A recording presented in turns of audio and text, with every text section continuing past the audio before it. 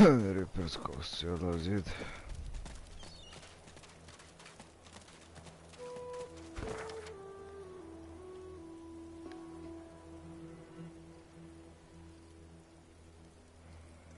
Mr. House.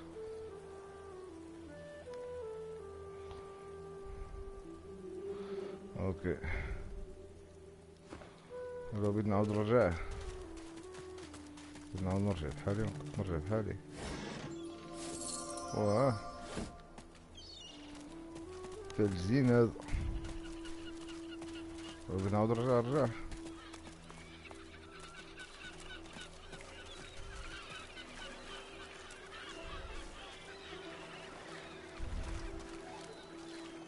اوكي. سميلي.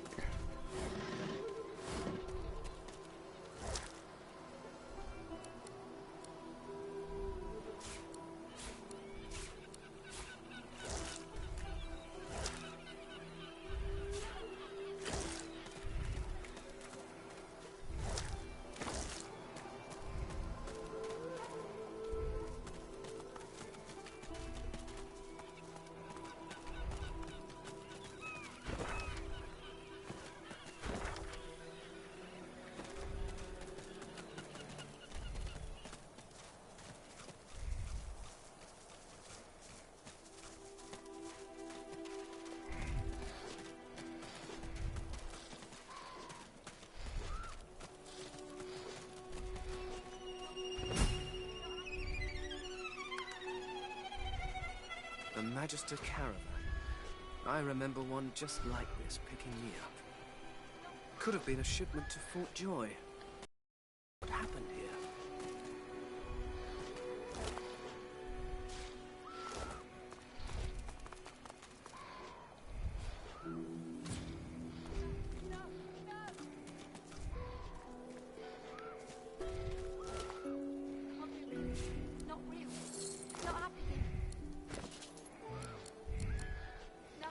رجل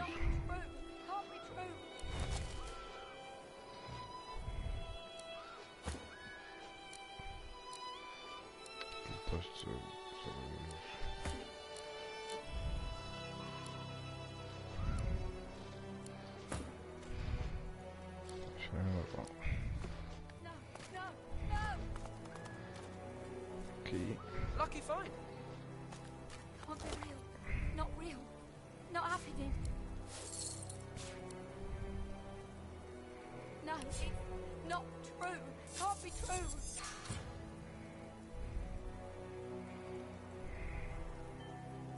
No, no, no. Can't be real. Not real. Not happening. No, it's not true. Can't be true.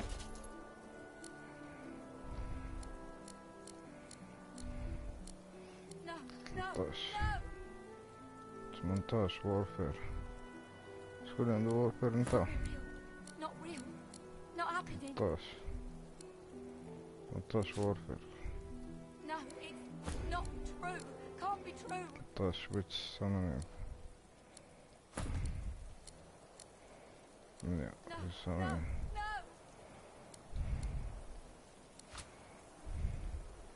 Can't be real. Not real. Not happening. Level 2. No, it's not true. Can't be true.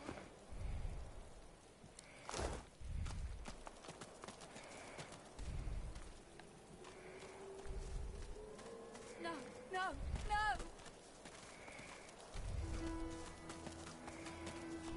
Can't be real. Not real. Not happening. No, it's not true. Can't be true.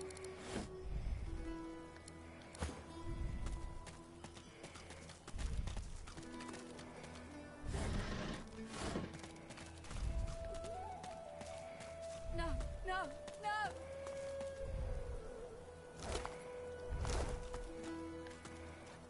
Can't be real. Not real. Not happening. No, not. Can't be true.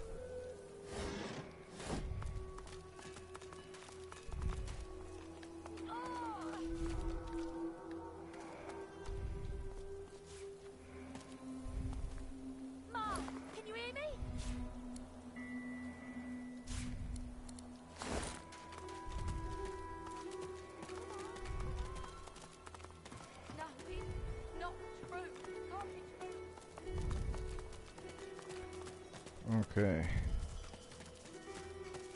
No, no!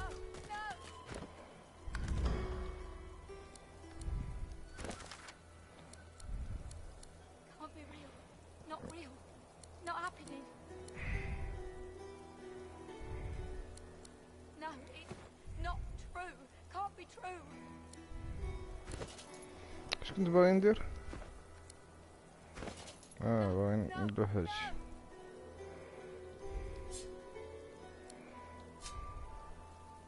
Can't be real. Not real. Not happening. No, it's not true. Can't be true.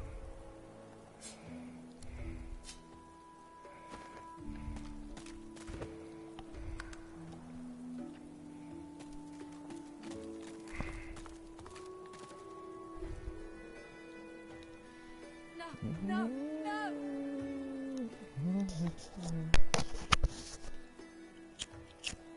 Can't be real. Not real. Not happening. No, it's not true. Can't be true. White as driftwood salt, the dwarf flinches at your approach, yet she holds a short, clean blade aloft. Her fierce stance can't hide the trembling of her fingers. Back! Get back! I'll kill you, just like the rest of them. Okay, can I just sense of her current state? She's in shock. She slumps, all bravado draining from her. No, no, no, no. I've never seen anything like those beasts before. Are they gone? So it certainly looks like everybody is gone, one way or another. Her eyes widen and lose focus, as though she's seeing something played out before them. Her voice is shaky when she speaks. Those? Yes. Worst ones I've ever seen. Ripped through the Magisters. The dwarves. Dead. Dead. Dead. And the sorcerers. Sorcerers. Gone. Sorcerers, you see no sorcerer's body. Ask what happened to them. Okay. Her eyes stare vacantly into the distance, glassy as marbles. It's not cold, yet her shivering is relentless. I don't know. I don't know. Oh, Duna's beard. Lohar. My boss Lohar will want to know what happened to them, but I can't remember. That's what she was doing here for this boss Lohar. They're helping sorcerers. We thought we could help them against the Magisters, but Assure her that she is safe now. She flinches at the slightest rustle of wind through the long grass. Terror in her eyes, she stumbles away from you. ما فهمتش جابت لك حبة.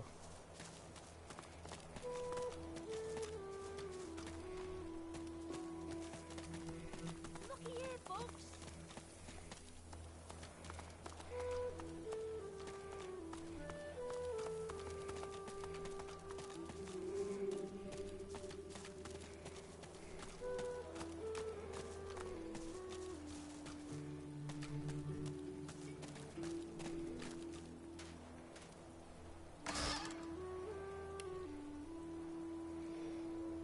Explosive.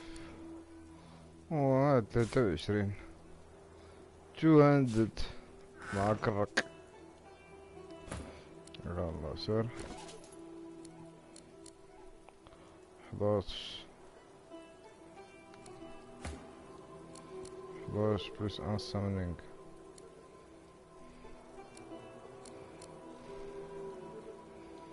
لا ما بقاش هنا ليفل 5 حيت فيه واحد summoning صافي فك.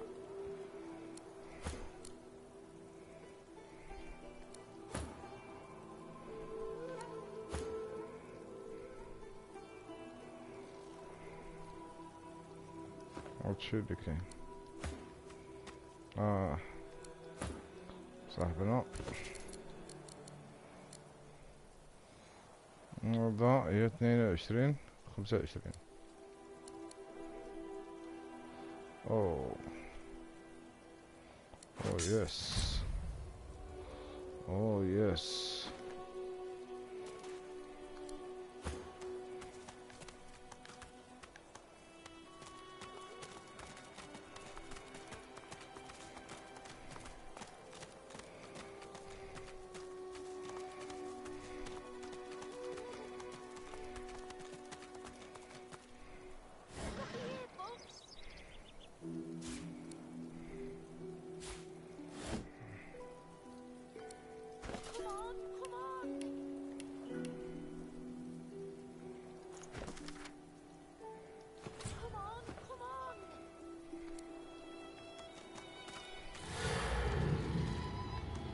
Doesn't sound promising, does it? Makes my bones itch. The little boy lobs a stone across the river. It makes a long arc before plunging into the water below. Oh, Ma! Are you alright? Ma! What are you doing here alone? Please, you have to help her. There was a fight. Some dwarves attacked some magisters and there were sorcerers too. And then the bugs came. Those void things. They killed everyone. And my mom got 'em to chase her. And she went across the bridge. And then she raised the bridge and she told me to run. And now she's stuck over there with them. Few people don't be able to stop Voidok and tell him his mother did what she did to protect him. He should go seek shelter, like she told him. Not without Ma. Family doesn't just leave each other. Tell him not to worry. You'll help his mother, okay? You will? Yes. Tell him I do everything I can. Maybe you can cross the river then. Ma lifted the bridge, but there's got to be another way, right? There is a way. Peer down the river, the current has come. Tell him you'll do your best. There's got to be a way. We'll save Ma. I know we will. His gaze shoots to the ground. He grabs a small flat pebble and chucks it across the river. Again, it lands in the water below, well before reaching the other side of the cliffs. I'll keep distracting him.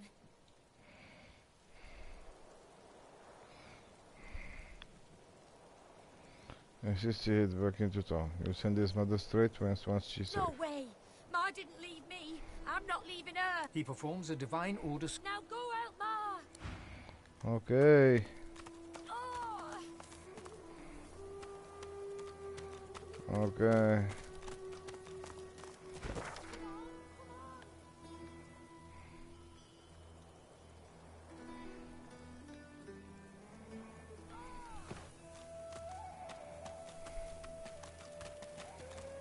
ما عنديش تليبورتاسيون مكان هذا بعد شي بغوني ندير هيك. Looky here, bugs.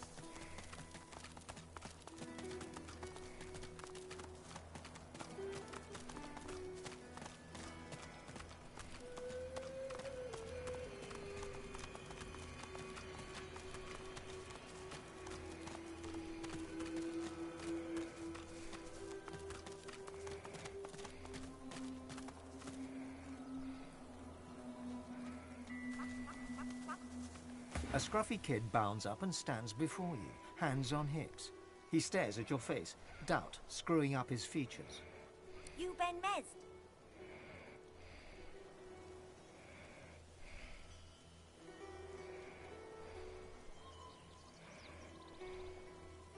Yep, that's just what he said you'd say, Ifan. Righto, got a message for you. Chap called Baron Laveri wants to see you. Black Bull Tavern, first floor. Okay. The kid shoves his hands in his pockets and ambles off, whistling an off-key tune.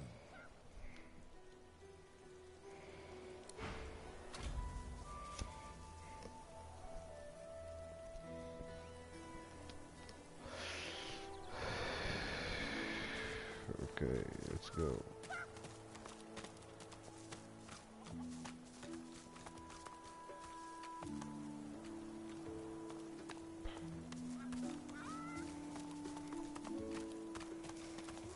Let's hope we don't have it left.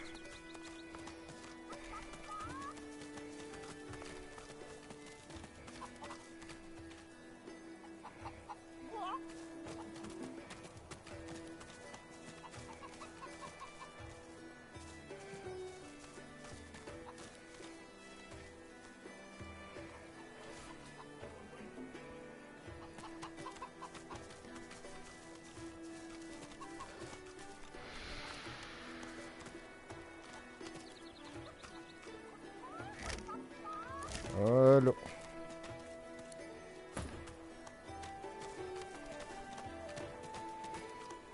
Get yourself in check, boy. I won't have you running off like Millicent and Tully. You'll just end up sliding down some Voidvoken's gross gullet, piece by piece. The older-looking magister notices your presence. He wipes his grubby hands downward across his greaves, as if to wipe away the grime, but instead smears more dirt onto them. Halt, Scaleskin! What word do you bring?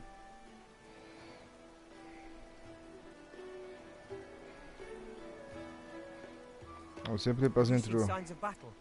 Did you encounter our Magister brothers and sisters? The younger one's face goes pale and his eyes widen. The other remains stiff, as if bracing himself against an unseen wind. The Voidwoken come. Hush, Fedder. You may pass, Lizard. Dare say you'll be aching to leave before long anyway. But before you do, find Raymond, the White Magister. He'll want to know what you've seen. Be quick, mind. He's set to sail any moment. He nods his head in the direction of the bridge, but As long as you stay put, you'll be safe. Are you sure? Them sorcerers from the caravan? They'd be daft to come back. But as long as the there's no silent sorcerers, monk, like every other, has nothing. you're fine as long as you don't go wandering. The silent monk's stitched lips are the colour of sea ice. The expected happens. Nothing.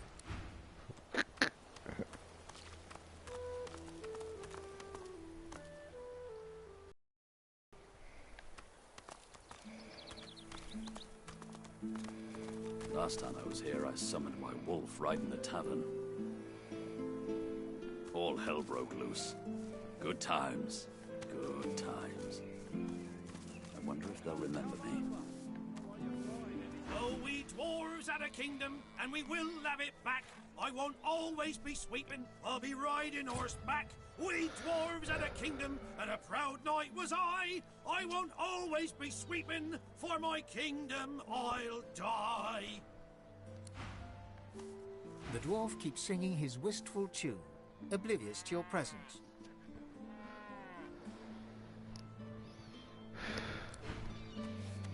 Okay.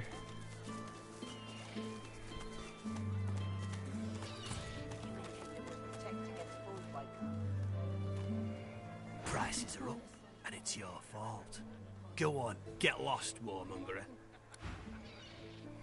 God knows what'll stop those beasts. What? Times are tough. We pay more for less.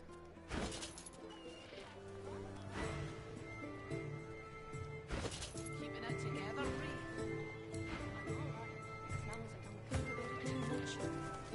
You're safe among friends. Never forget. Enjoy your freedom while you can, Lizard. Your day's coming. Oh, yeah, it's coming all right. بالمرحبا. Calm as a coiled spring.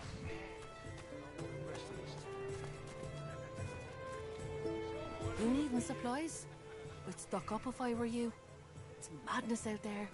Never seen anything like it. Nothing more. What?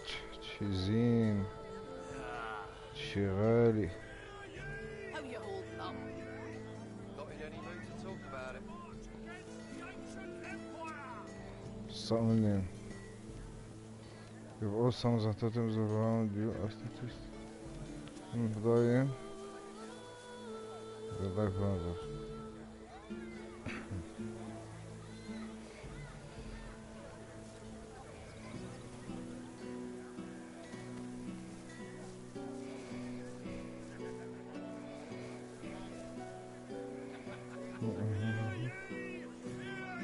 Close extraction. Increases damage. Find yourself to target character combine any healing. So you receive to them. Clear frozen stand. Down and better fight from target. Target to turn some of these. How you holding up? Not in any mood to talk about it. Nice.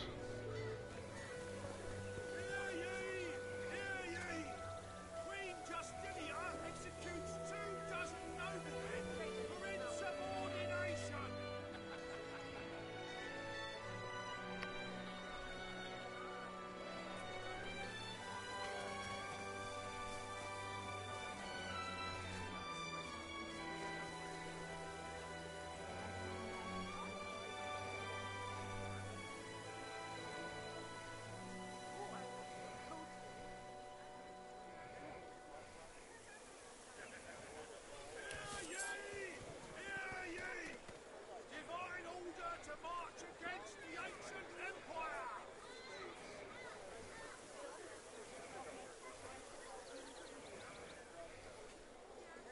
How you holding up?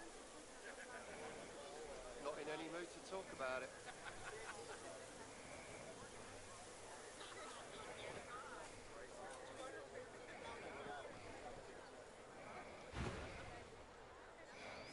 So now Until we do. later then. Bishop Alexander was slain by seekers. Culprits stood at large. Keeping it together, Bree? As long as I don't think about it too much. You're safe among friends. Never forget it.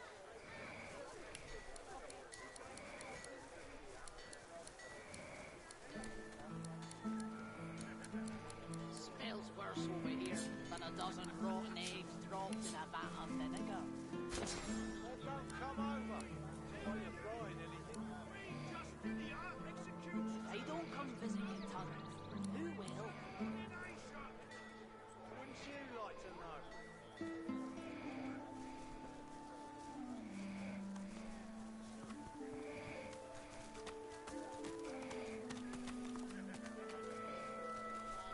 Latest news! Fresh from the war Oh, at that's the many latest, latest. my friend. The war, the bishop, the queen. What tickles your fancy? The war. You could ask me about that. Ain't looking too good for you, lizards. Word is, the Divine Order's gonna hit your empire and hit it hard. You remember what happened to the elves, don't you? Ain't no one left standing when you treat them to death, Fog. You're lucky to be so far from home, and no mistake. I'm interested in the fate of the bishop. 7 savers. Stabbed in the back he was by them vile, low-born, treacherous seekers. Kill 'em all, I say. Do 'em like Magister Raymond did old Lady Seaver. That'll teach them traitors. I mean, they doomed us all, didn't they? The son of the divine is dead. Gone. Who'll save us now? Tell them you want to hear more about the queen. Jolly Justinia, Queen of the Dwarves. Ha! Scourge, more like. Ah, Here's 20 or so noble gentlemen. No one knows what they did wrong, if anything. And she has them stripped and whipped all the way to the execution grounds. Didn't even give them the dignity of the sword, no sir. Had them all hung. Real slow like. You ask me, and I say she's mad as a mink with its tail on fire. Queen or no queen. no shirike.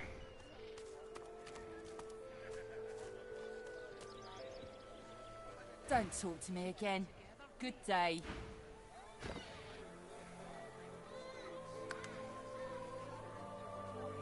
I'm all right, as long as I don't think about it too much. You're safe among friends. Never forget it. Ifan Ben Mesd is our living breeze. I don't know how you got free, but it'll be back to the joy with you, and no mistake.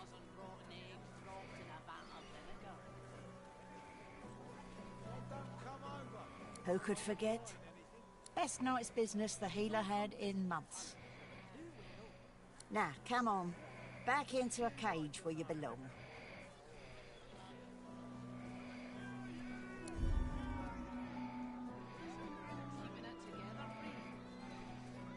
Your little tricks won't work on me, Ben Mesd. You're safe among friends. She considers your offer. How much?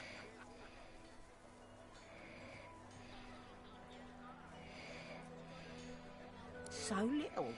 You can sit and think about your stinginess at leisure, in a prison cell. Oh, that's it.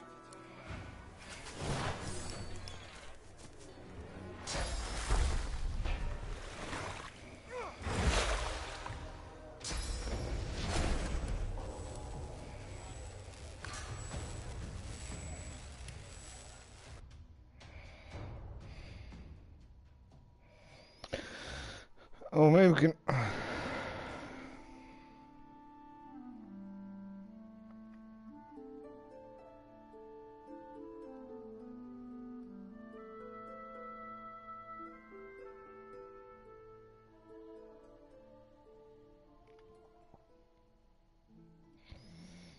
حسيت بشعر طرح. So last صوب قرضنا في الوقت المناسب.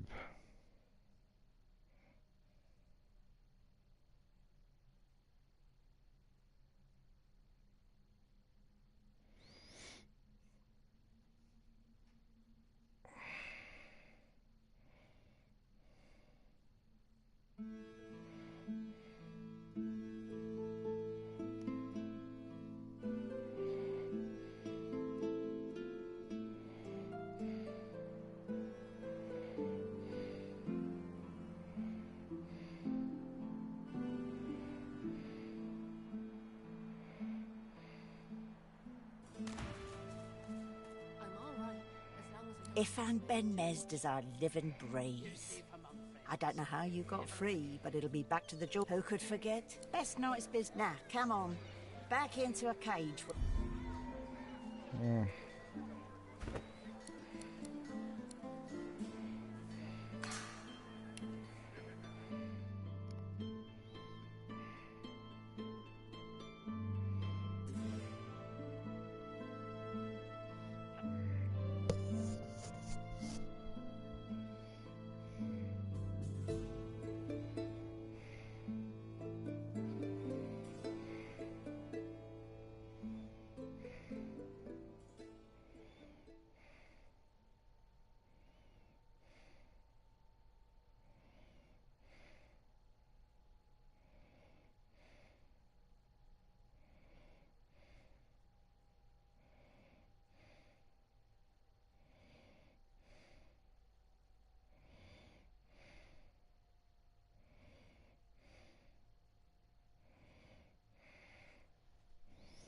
صارينا ناخذ من دبن شرنا من عند من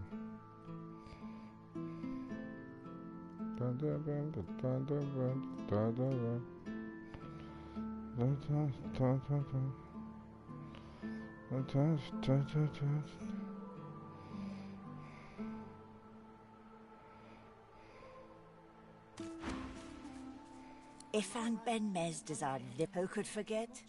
Best night's business. Now, come on. Back into a cage. Your little tricks won't work on me, Ben Mesd. She considers your offer.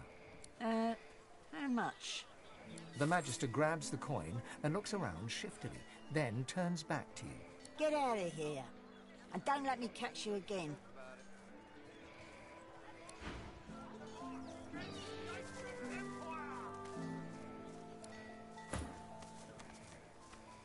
Quite the tale on you. Penny for a sick dog. A glance at the dog's miserable face tells you it's sick, all right.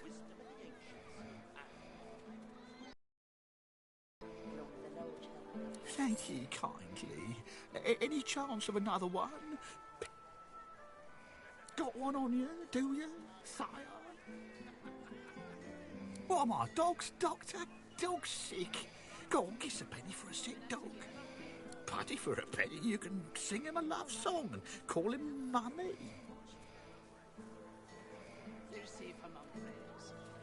Much obliged. Could I push you for one more? Then get out of the way, cheapskate. Penny for a sick dog, people. Go on. The dog lies there quietly, clearly in great pain. It snaps at your hand. It flinches. A low, threatening growl builds within its throat.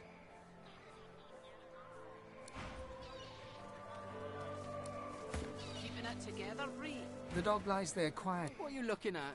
I'm sick here. Get lost. Got a pain in the neck. Got a bad pain in the neck.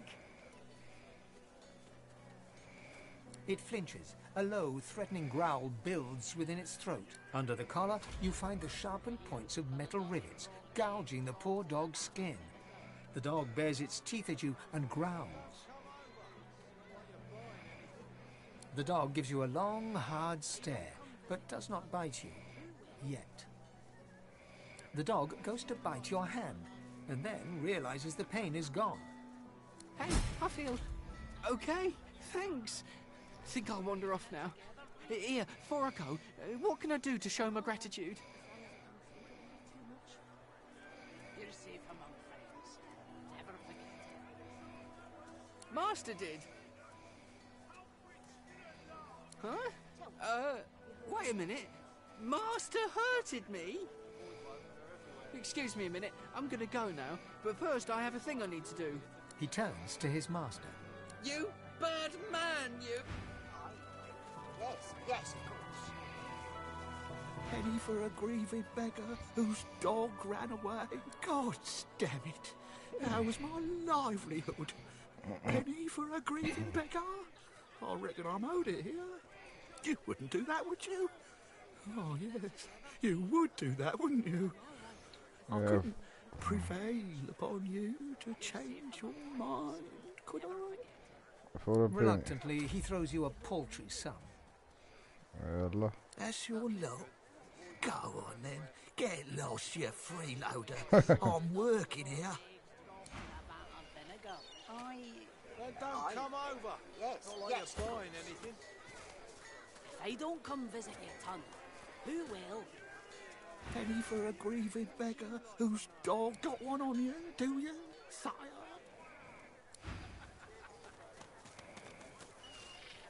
War's a brewing, my friend, and we may find ourselves on different special prices for you while we're still friends. War is hell, my friends, but it's very good for business. Good luck to you.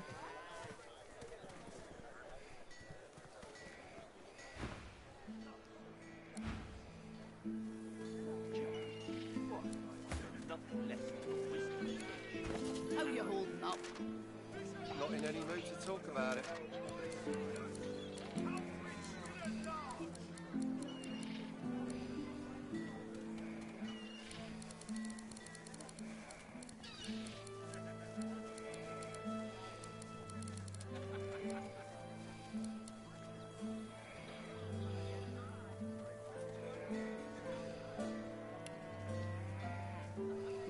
Keeping it together, Reed? I'm all right, as long as I don't get in too much. You're safe among friends. Never forget it.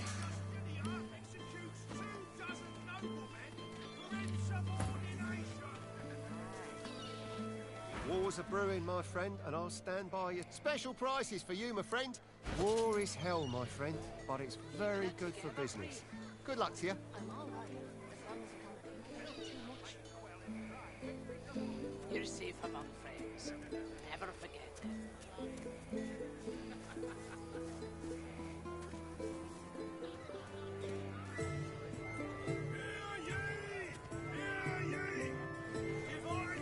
Jump. No more target to another. So that's zero.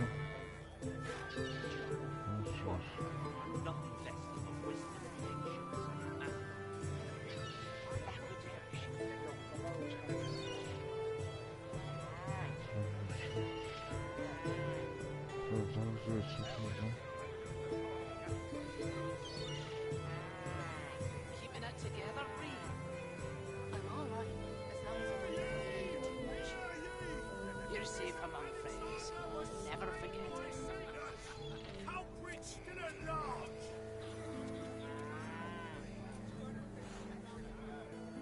Smells worse over here than a dozen rotten eggs dropped in a vat of vinegar. Then don't come over. Not like you're buying anything. If I don't come visit your ton, who will? Wouldn't you like to know? Oh, for first.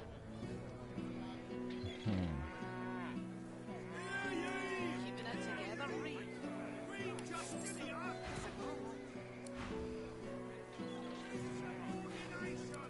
You're safe among friends. Never forget it.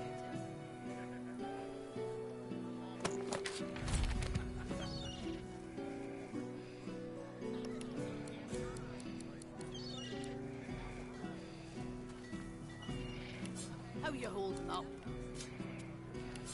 Not in any mood to talk about it.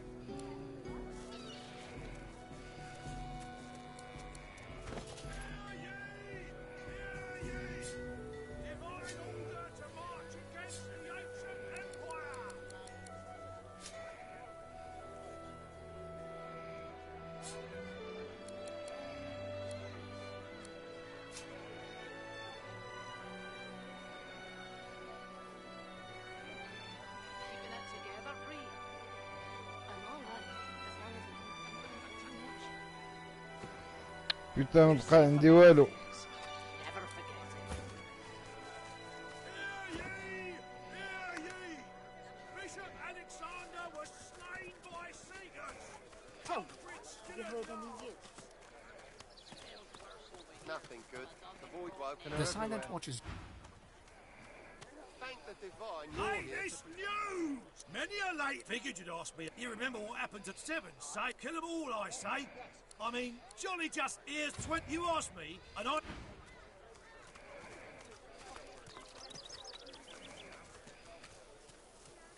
Startled, the guard leaps backwards and reaches for her weapon. She locks eyes with yours before releasing the grip on her blade's hilt. Shouldn't surprise me like that. Oh, I could have sliced your neck clean open.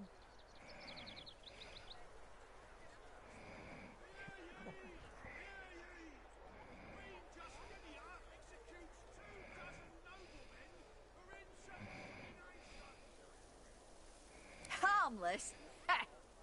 A harmless meadow may be cursed by void. Every ripple in the sea could signal an attack. She locks an icy glare on you. And every lizard could be a threat. Yeah, fuck off.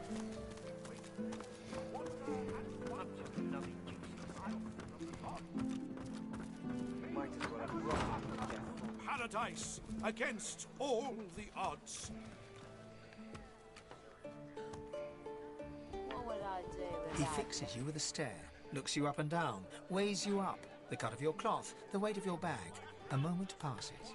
Then a smile creases his face. A smile carefully constructed to look friendly and authentic. A smile that doesn't reach his eyes. Greetings, my lord. Looking to ease the pain of a decaying world? You're in the right place. Beers are ordered at the bar, but can I interest you in a nourishing bowl of stew?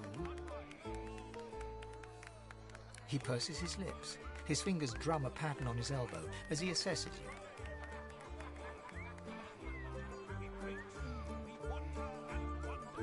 Many hidden delights of his existence. Trying to stop storing a comrade. Intelligence. A lascivious smile spreads across his face. His tongue darts from his mouth to lick the spittle from his lips. Let me ask you this. Across the world, who is renowned above all others for their exquisite love-making abilities? Sayer of the House of War. Which may as well be of the House of Love. There is no greater lover than the Red Prince himself, my friend. My dear Prince, I'm sure this is true. But I believe one of your kin is even more talented than your good self. And for an insignificantly small sum, I can make the introductions.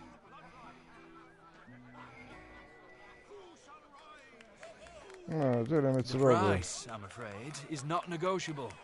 And believe me, this really is one exceptional kin lover. You sure you wouldn't care to change your mind? Yeah, that's it. The money vanishes into his apron. Now, let me ask you this. What flavour of stew do you prefer? Do you like the strong and meaty variety? Or do you prefer it delicate and fragrant, if you get my meaning? The feminine touch. Upstairs, on the second floor. Her name is Zara. Pleasure is her business. Enjoy the experience of a lifetime. He gives you a mischievous grin, then dips his head in salute and turns away. Okay. Keep your eyes peeled for a dreamer. Ramos the Wanderer promised he'd be here. I don't give a rat's ass what they say downstairs. The Magisters is all that stands between us and the Voidwoken. We should be grateful.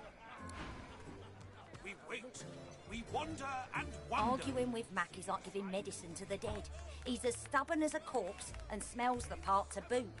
No wonder Papa Thrash gives him the stink any time he tries to go downstairs.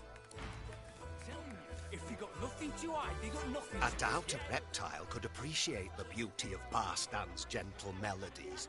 I consider myself fortunate to be carried to paradise by his silken voice. Killed by sorcerers. Pretty good, ain't he? Probably ain't against writing a poem for a lizard either, if you're all polite and whatnot. The path thus ended. You have interrupted my newest masterpiece. The bard clears his throat and gargles on his own saliva. He then returns to his poem, but his voice cracks mid-verse. Well, never you mind. Every sonnet I compose is a masterpiece, and my muse has been begging me to write something new. Wait! You might be just the stimulus I needed. I shall craft a rhyme for you and your race. All I ask in return is a handful of coins. It's an offer of a lifetime. Fame, notoriety, neither or both. The thing about a good poem is that it wiggles into the ear. People think it's just a catchy rhyme, but it changes minds and hearts, for good and for ill. Let's go for it. Hand over some gold and ask him to receive the poem in your race honor. Yeah. Magnificent! But if I am to write a first-rate work, you must face some difficult questions. Are you prepared to answer?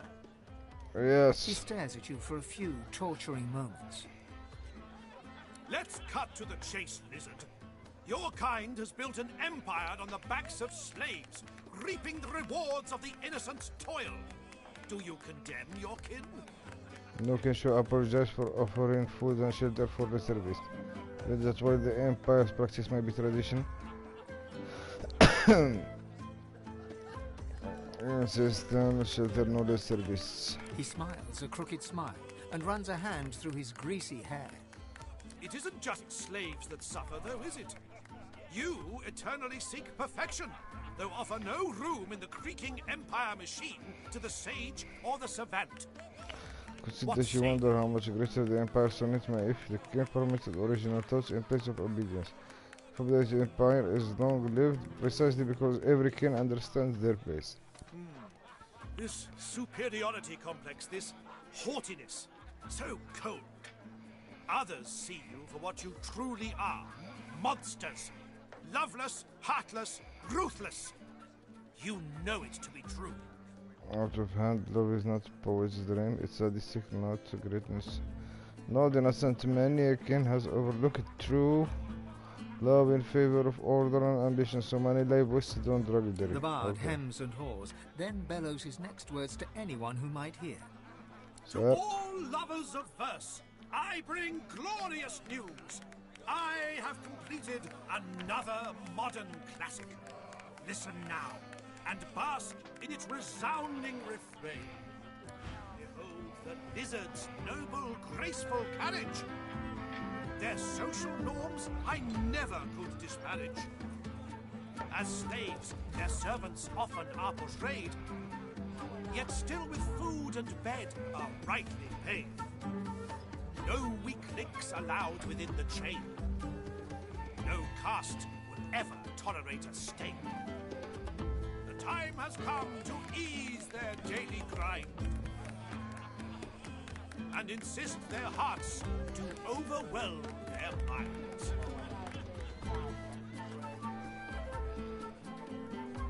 You must be delighted by my newest ode. Oh, soon bards throughout Rivellon will sing it. Fame, notoriety, neither or both. The thing. Okay.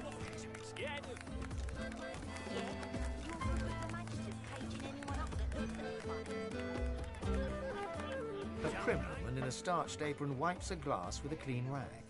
She pins you with blue, steel-sharp eyes as you approach the bar. Blessings upon our Lucian, 7 times divine.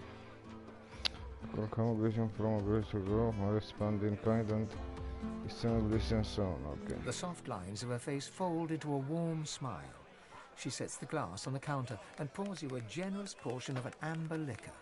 I see your mother raised you very well indeed. Rare for a lizard, but all the more impressive. You in my nest, darling. Chandra, you will consider certain knives you met in 40 sadistic torture to describe his appearance and ask if you have the right man. To know the truth, you come from Fort Joy. Fort Joy? Yes. Praises be, but that's where my boy Niles is stationed.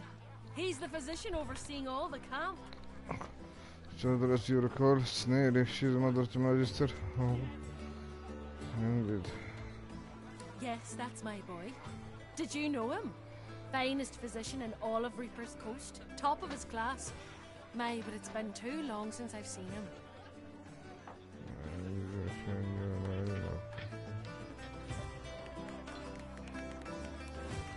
A fine physician indeed. That's my boy. Some say all a growing child needs is food and sunshine. I say abstinence and chastity will grow him finer than either one of those. Oh, but it's so good to meet a friend of Niles. Here, have a little something to eat. Niles' favourite, you know. No one in our little town can appreciate work so fine as his, you know. All his instruments and books are stored away upstairs, all but forgotten. It's such a terrible waste. To her Niles once described his old room to you. He said if you ever had Dr. Short intelligence say that someone who knew her son's work well, he'd be highly interested in taking a look at it. Well, I'd love to show you, but I'm afraid I can't leave the bar unattended. This crowd isn't to be trusted, believe you me. But I suppose, well, there's no harm, is there? You seem to be a good sort. One of Lucian's own, isn't that right? Here, take this key and head on up the stairs. You'll find Niles' room there. He'd want to know his fine things weren't languishing unappreciated in his own room. Oh, yes. An elf sways on her chair, her eyes focused on the counter in front of her, where she has 6 glasses in a row. With the nails of 2 fingers, she's pressing red welts into her forearm. Okay. She slides one of the drinks towards you, her head bobbling heavily on her neck as she nods at the sparkling ale. And that. Come on, how to the drink, strong and drink it down in one long gulp, yes. Nothing like a glass of the good stuff to smudge everything into a pretty shape. Yeah. She slides another glass of ale toward you. Its contents sparkle in the dim barlight. Bottoms up. Gulp it down. Cheers to you, me, and... Her gaze swivels around the room. Damien's dull knife. This place is horrible. Never mind. Cheers to you, me, and me again. Another. Eyes are bloodshot and bleeding. On the lines her face to her, she should stop drinking. Her face feels nearly numb. The first 2 drinks are hitting you hard, feeling bored. You take the turbulence and swallow down the ale inside. The girl's uncertain whether you should take it. Your whole body feels warm. Cool your face and look at her closely. She's not like any else you've met so far. And do realize the girl she should and swallow down the air inside. Ah, down the old ouch. Oh, reckon that was. Reckon a one too many.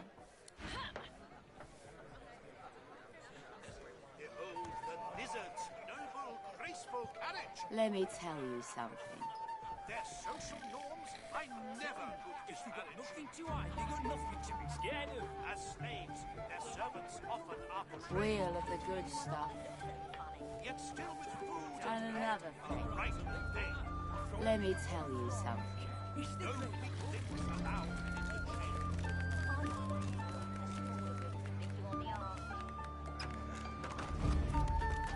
Hold it. Papa no, you no go.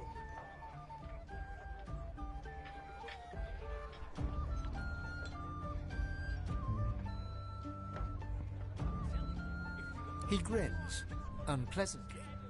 Loha didn't tell me to let any blushing scaleface in, so why should I?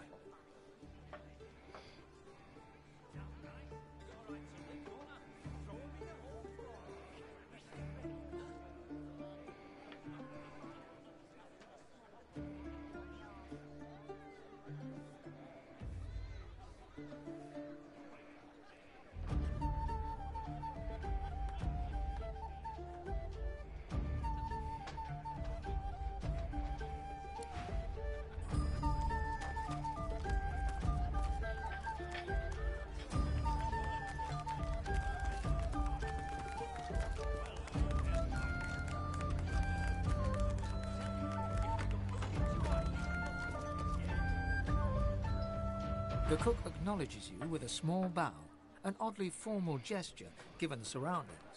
Please, sir, you should not be back here. It's not safe.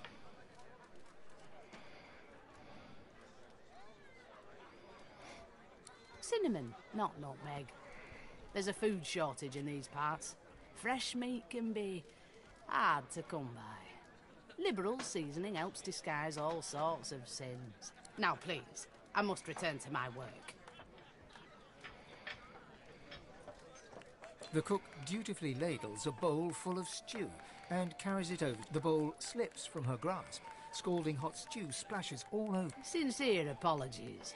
I must return to my... What's this? I found something.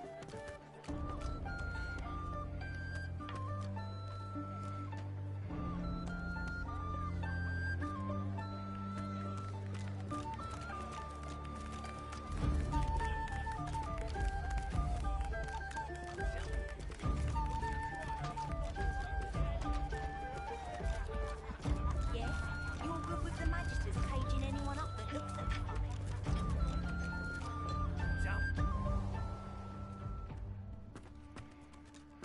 Curiosity kills the cat, or gets it sent to Fort Joy. This is more like it. This room You're has willing to risk standards. Fort Joy for one night with a lizard. Then you're an idiot.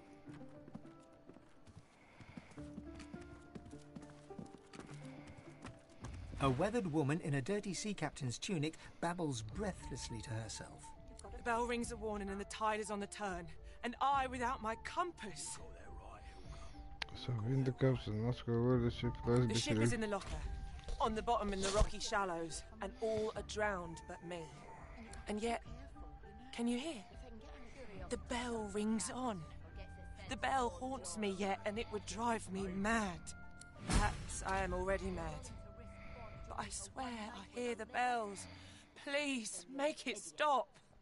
She buries her head in her hands and cries. Make it stop.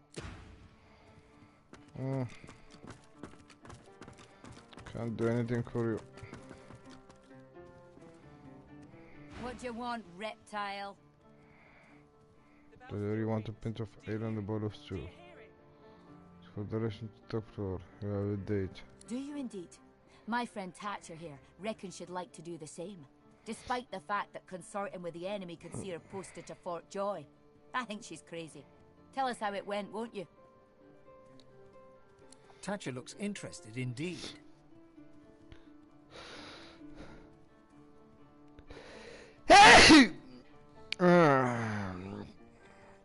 Your choice. Door's over there. Convention says you go up alone. Best of luck to you. Thatcher gives you a grin. Eden turns back to her drink. Don't even think about it, Thatcher. I'll see you sent to Fort Joy myself. Curiosity kills the cat, or gets it sent to Fort Joy. With a dip of her head, she indicates that you should talk to her companion. Then she turns back to her drink. You got that right. And I'm saying you can trust me. I can see a sorcerer from a mile away. It's a shame, it is. An absolute shame. Scott, you're talking about what's the shame? Slaughtered like a supper lamb. Poor dear. It ain't right. It ain't right. Never thought I'd say this. But I hope they round up them sorcerers for good. I ain't needing one sick and a void working on me. You said it, Hilga. You're a true patriot. You're willing to risk Fort Joy for one night with a lizard.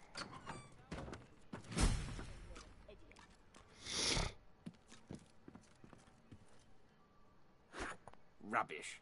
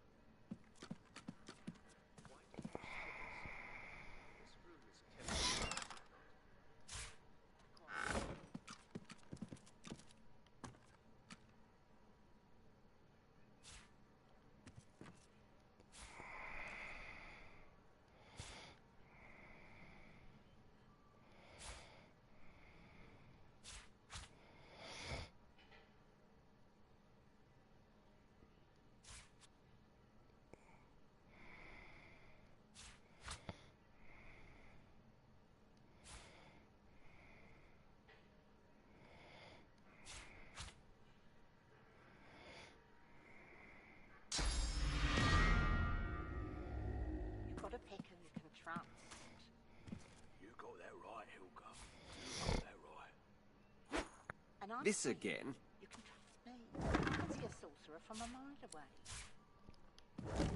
And you can't be too careful, you know?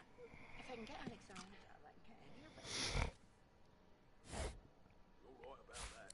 Right as rain, Hilda.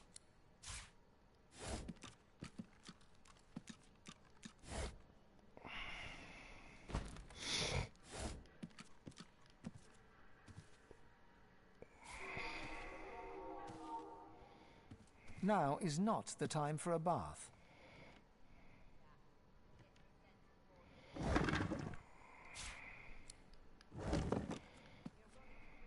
What on earth is that noise? That would be my stomach, my lord. Perhaps I could go downstairs for a minute, stew? Absolutely not. The coffers, man. The coffers, they're to be guarded day and night.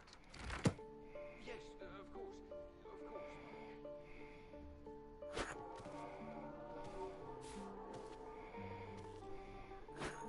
You've got a pick who you can trust. You got that right, Hilda. You got that right. And I'm saying... Rubbish. You can trust me. I can see a sorcerer from a mile away. And you can't be too careful, you know? If I can get Alexander, I can get any of it. You're right about that. Right as rain, Hilda.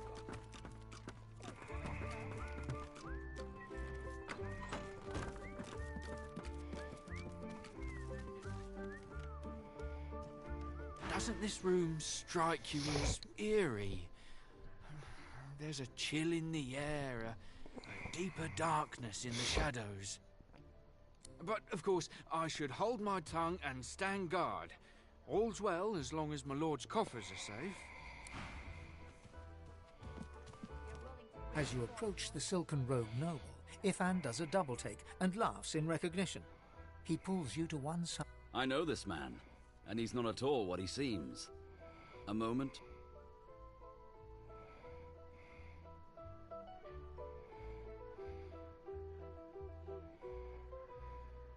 Ifan bounds forward and embraces the man, all effusive greetings.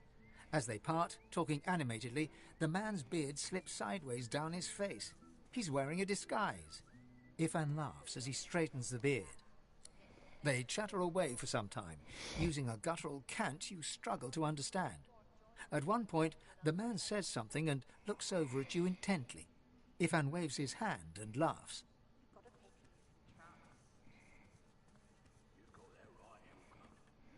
The looks they turn upon you are colder than moonlight on a tombstone. Nice company you keep, Ifan. I'd best move on. See you around, Baron. For some reason, the two of them burst into guffaws. Ifan claps the man on the back and turns to leave. Well, now we know the way to the sawmill. And we know Roos thinks I'm bringing you there as part of the Godwoken contract.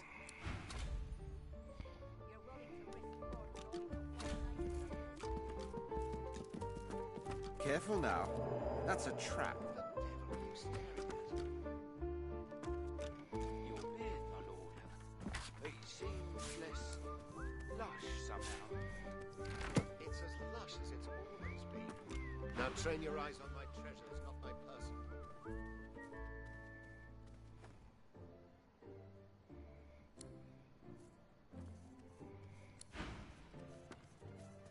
Curiosity killed the cat, or gets it sent to Fort Joy. You're willing to risk Fort Joy, then you're an idiot. You got that right, Hilda.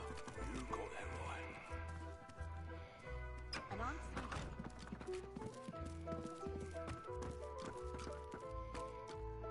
Weathered and rugged, the man sleeps soundly.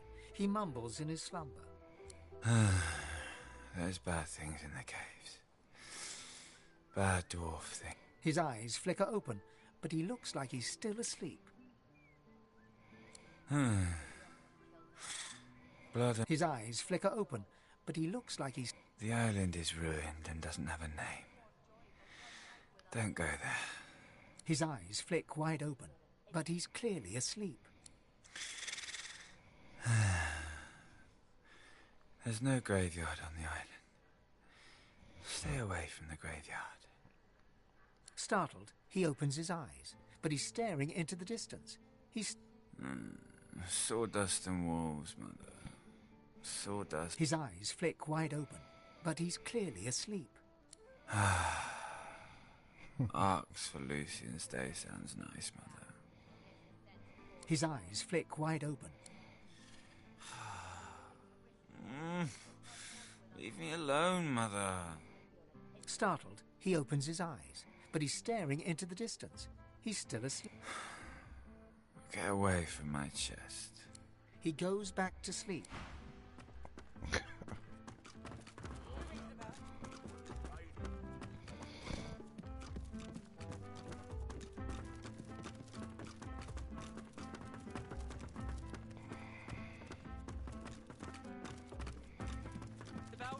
Curiosity kills the cat. Forget the sense of Fort Joy.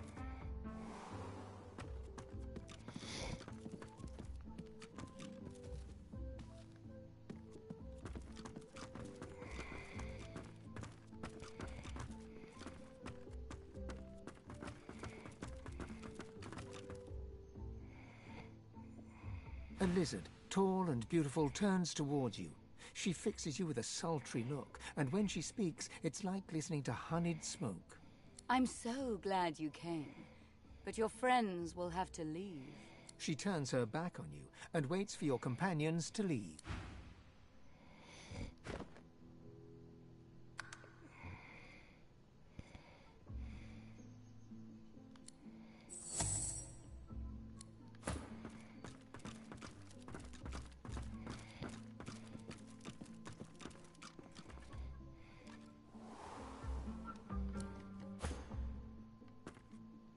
A lizard, tall and beautiful. I'm so glad you've come. Are you here to water my flowers?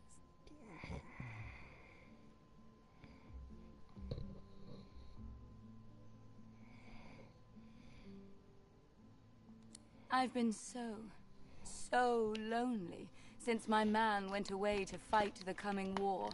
I need someone to take care of me. You're so masculine, darling.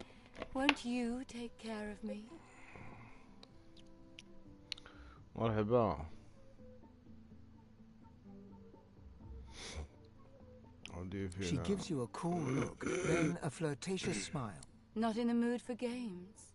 Me neither. So what shall we do? Would you like me to dance for you? Or would you like to hear a poem? Oh, All right, darling. I'll dance. Dance. She closes her eyes. She's motionless for a moment, as if listening for music that only she can hear. And then, almost imperceptibly at first, her hips begin to sway.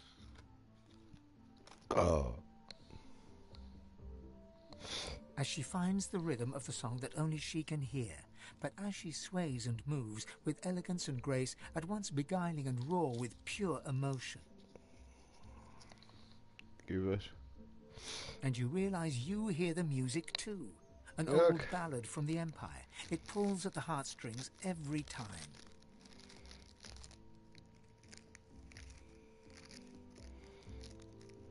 مرحبا. So let the music take you. It's a pentacle in my arms. She spins into you, her arms around you, her breath upon you, her rough skin on yours. She laughs and leads you to the bed, tearing at your clothes. Oh, yes. The bed receives you both. You realize that you are naked, and so is she. Look her in the eyes, say she's beautiful. Dive into her, tell her she's beautiful. Can't do it. Dive into her. She searches your face for the lie, doesn't find it. The compliment touches her. She smiles, reaches for you. She takes you into her arms, into her heart, into her very being, and it feels like home. Like you're back in the Empire, sunning yourself under the jacaranda trees. Yeah, continue. Your world explodes in pleasure. Yes,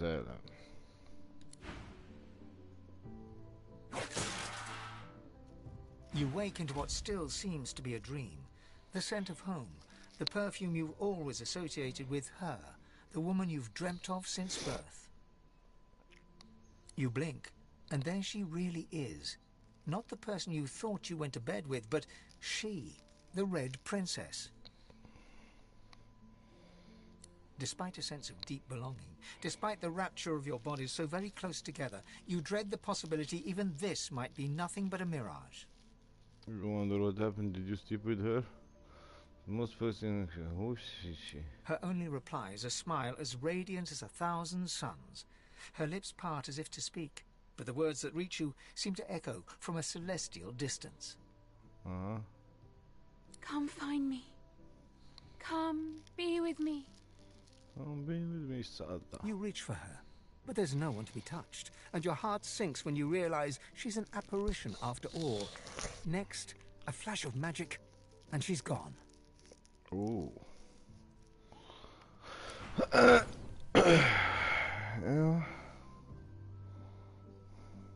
Yes, I will find you. I will be with you. شنو مشاو لينا حوايجنا راتنا هاديك بنت القحبة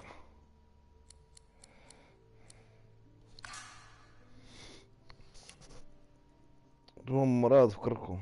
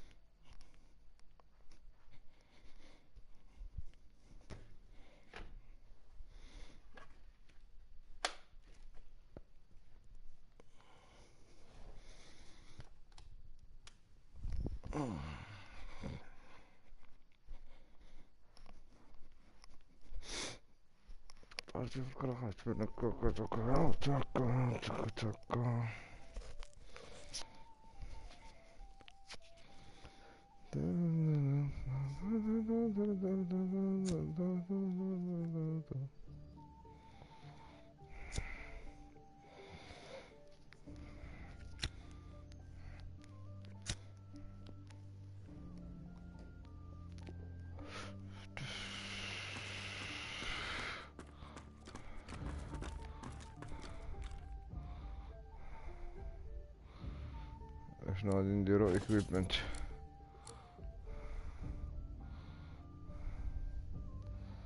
هادي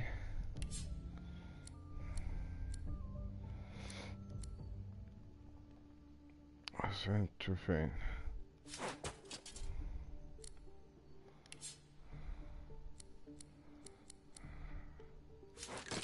تو فين تو فين تو فين تو فين تو فين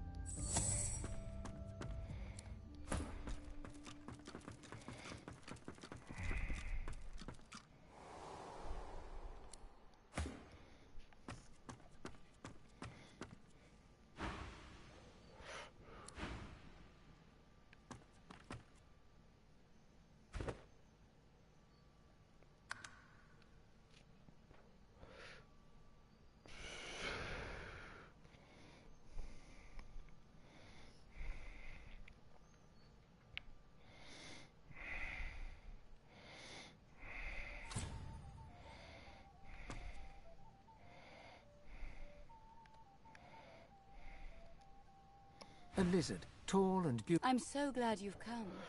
Are you here to water my flowers? She purses her lips, Not so fast, hotshot. These things take time. She comes to you, drapes her. Take me. She smiles, takes you by one manicured hand. With the other, she strokes your cheek, traces a line down your neck to your collarbone and your clothes. Slowly, she then takes you to bed, your world in bliss. You wake into what still seems to be a dream. You blink, and despite a sense, her only reply, "Come find me." You reach for her. Yes, I will find you. I will be with you.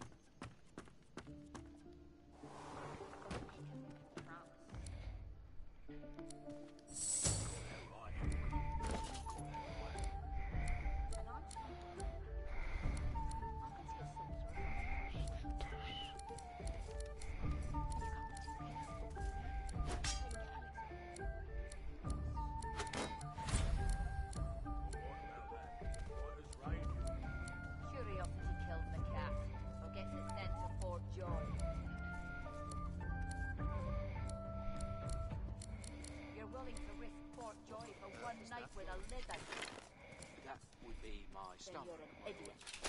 Perhaps I could go downstairs for a bit of stew? Absolutely not. The coffers, man. The coffers, they're to be guarded day and night.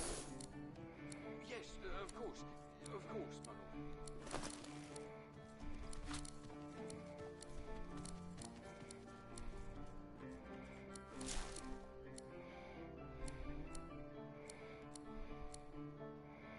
Curiosity kills the cat, or gets its sense of Fort Joy.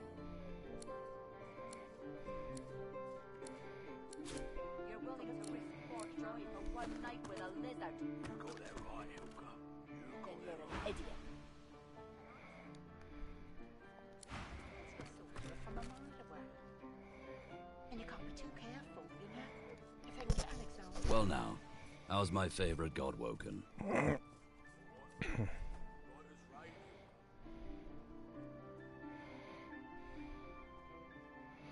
An old lone wolf colleague of mine in disguise, Callow. He's hunting Godwoken, but don't worry. I didn't tell him our little secret. Poor fellow would have an attack of the bloody flux if he knew what was really going on. You're willing to risk Fort Joy for one night with a lizard. Then you're an idiot.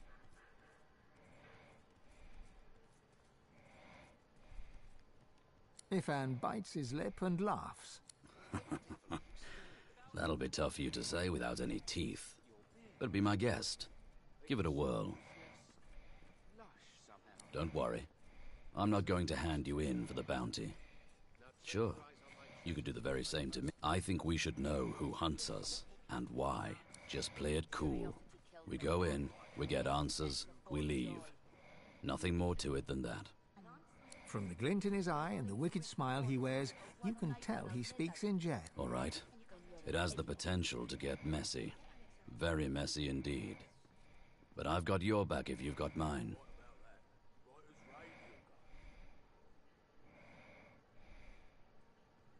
His eyes glitter as he stands tall to tell the story, hands waving expressively. You can see it's a story he's used to telling, one he enjoys weaving for an audience. So, underneath the tavern in Driftwood, there's a place I feel right at home. A delightful little hive of scum and villainy. A few months back, I was relaxing down there after a job. Just a hint of Drudenay. You know, a hint. Yes, All of a sir. sudden, a tiger prowls in. I jump up, but everyone else is just ignoring it. And then he picks up my scent. His eyes turn blue, and he leaps to pounce on me. A fury of claws and teeth. I flip the table and start scrambling for my crossbow. Nowhere to be found. And by now, the tiger's right on top of my eyeballs. So I do the only thing I can think of. I summon Afrit, my soul wolf. And now everybody reacts. Screaming, scrambling around, pelting for the stairs. Drinks flying everywhere. And that pesky tiger? Nowhere to be seen. Turns out it was Drudenay messing with me. Stronger stuff than I'm used to. Also turns out some people don't appreciate spectral wolves tearing up the place. So some people called magisters on me.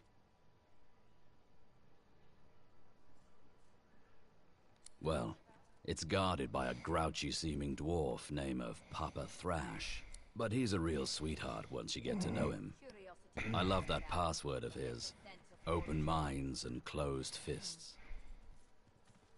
I'm from the deserts of Mezd originally. My parents died when I was very young, no more than a cub.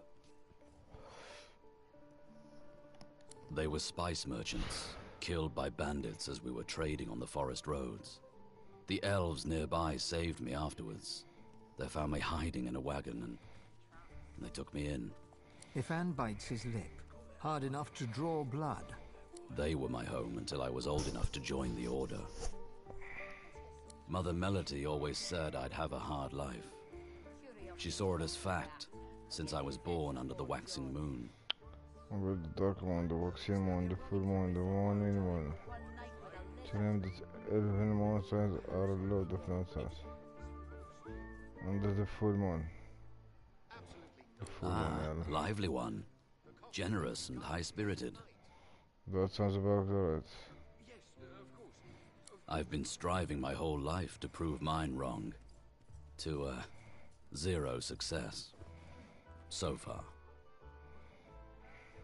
Ifan smirks and shakes his head. I'll spare you the tall tales we usually tell. When a new cub joins up with the lone wolves, we interrogate them. Then, a very complex equation decides their new moniker. I don't remember all the questions, but I remember enough to give you a lone wolf name if you want one. So tell me this, which of these scenes attracts you the most? A dark night in a filthy alleyway, under shadows cast by the light. By felt tents in a desert oasis, the heat of the sun burns down, alone and shaded by forest canopy.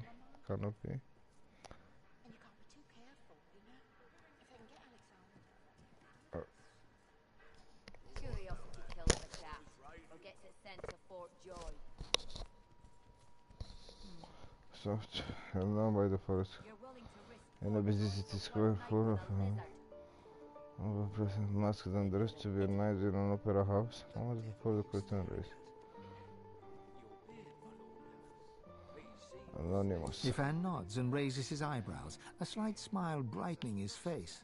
And then, target in sight, what's your preferred execution method? Savage, a hammer face to face. This isn't there. Was it the bloody fox or was it you? It's his throat. And then also calling off demons, you prefer the magical touch. I have to manipulate others to do your dirty work for you. Right. Ifan scrawls something on a little piece of paper and hands it to you. On the page, in thick black letters, is written Bright Whip. Not as pant-wettingly fearsome as Silverclaw, but not bad. Not bad at all. For sure. Always carry a snack. Ifan reaches into his tunic pocket and pulls out a strip of dried raw meat. He takes a tiny bite and offers the rest to you. Now, what else do I have to share? Ifan rummages around the roll-down tops of his boots and grins in victory as he plucks a single mushroom from the folds. Aha. He hands you the mushroom with great ceremony, bowing as he holds it aloft.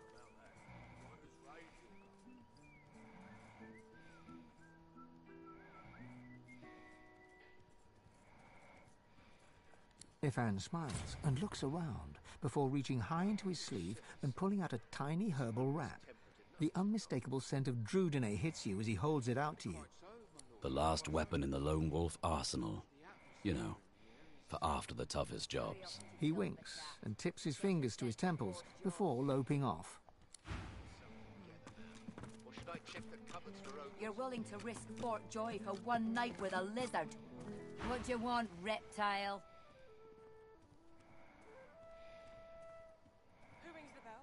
Did you? Tell me, how was it? My friend Thatcher here reckons she'd like to do the same, despite the fact that it could see her posted to Fort Joy. I think she's crazy. What say you? Wipe that look off your face, Thatcher. It's still not worth getting sent to Fort Joy, I'm telling you. Thatcher shrugs into her beer, unconvinced. Curiosity kills the cat, or gets it She sent to Fort studiously ignores you. What do you want, reptile? See this uniform? That makes me and Tatcha here magisters, not waiters. Get me? Good. Now, tell you what. To make up for your little social blunder, you can help us settle an argument. Tatcha here is one of my dearest friends, but she isn't the brightest. Thatcher grins hello. Our mate Boris got posted to Fort Joy for consorting with lizards, and Thatcher here still fancies a turn around the park with Loverick's lizard. I say she'd be sleeping with the enemy. They look at you expectantly.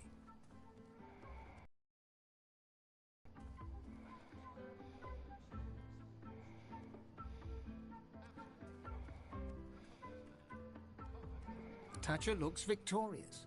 Eden looks annoyed. You're as bad as she is. Get lost then, you're no use to me. Eden turns back to her drink. Thatcher smiles goodbye. Curiosity kills the cat, or gets it sent to Fort Joy. She tips you a wink, then turns away. I can see a sorcerer from a mile away. What do you want, reptile? And you can't be too careful, you know. Did you? Tell me, how was it? My friend Thatcher. There, Thatcher, I told you. Thatcher shrugs into her...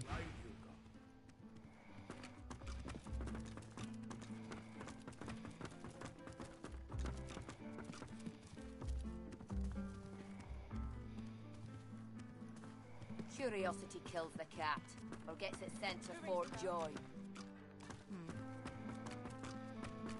You're willing to risk Fort Joy for one night with a lizard? Then you're an idiot.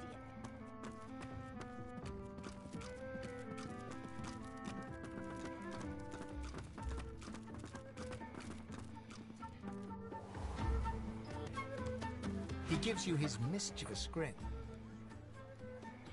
I did promise you the experience of a lifetime.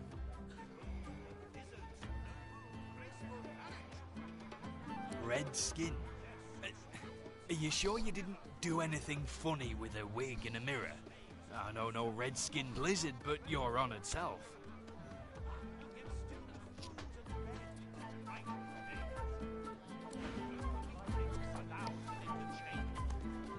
Good day to you. Time has come to ease their daily grind and insist their hearts overwhelm their minds. A prim woman in a starched apron wipes a glass with a clean rag. She pins you with blue, steel-sharp eyes. Blessings upon our Lucian, 7 times divine. The soft lines of her face fold into a... I see your mother raised you very well indeed. Rare for a lizard, but all the more impressive. You and my nails might even get along. What brings you to Driftwood? Yes, that's my boy. Did you know? A fine physician. Oh, but it's so good to... No one in our little town can appreciate work so fine as his. Well, I'd love to show, but... Oh, well. Oh, if I find out one of these... Time has come to ease their daily grind and insist their hearts overwhelm their minds.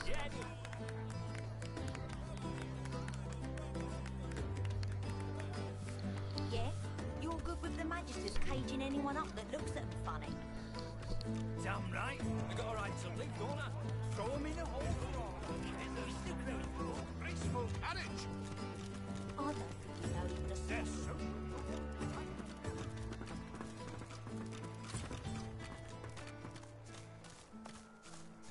I'm Alexander. You're the sorcerer, Mary Lane. Oh, I'm always the sorcerer. Take that, sorcerer. Dallas, get her. You're dead, Alexander. Alexander, you're dead. You have to stay dead until we say you're not dead anymore. Here, mister. Alexander doesn't have to stay dead, does it? Hey, are you a lizard? Whoa! Cool. I think you look weird.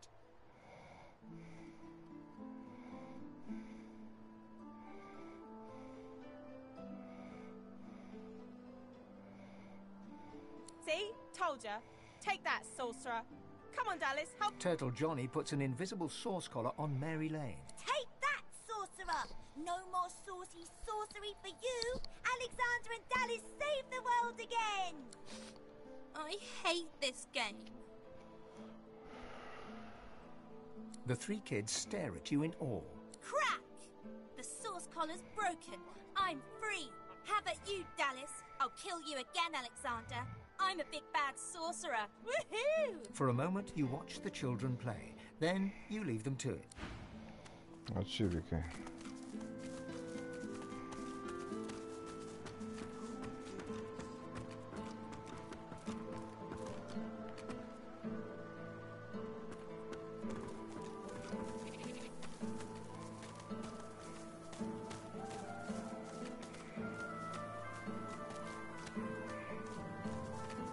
I've spotted something.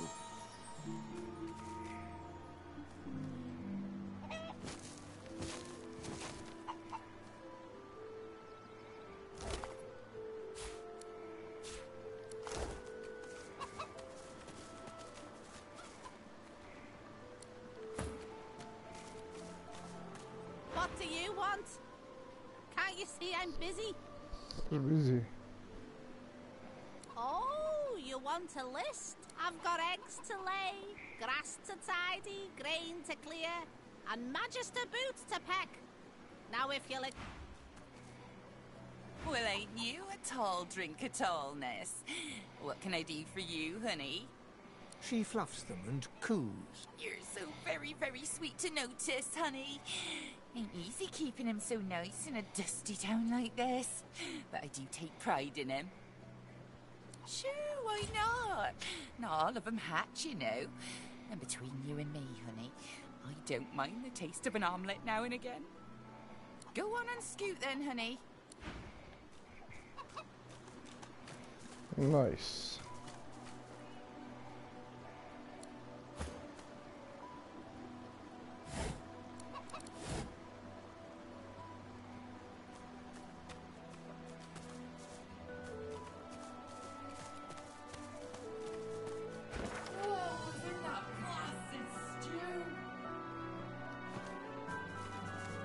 Zaybakaire.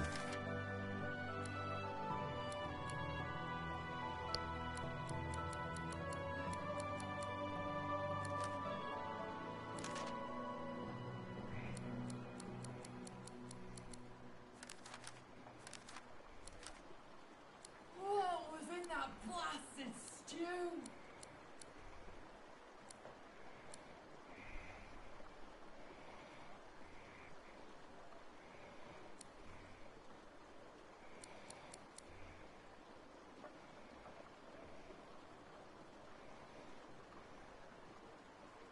Why the devil is this stall out in the open?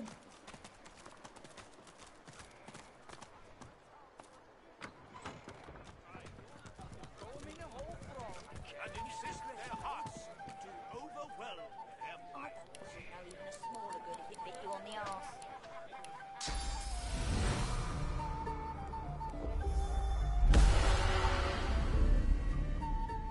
Behold the lizard's noble, graceful carriage. Their social norms I never could disparage. Yet, as slaves, their servants often are portrayed. Yet still before them, rightly hailed. No weaklings allowed in the Huh?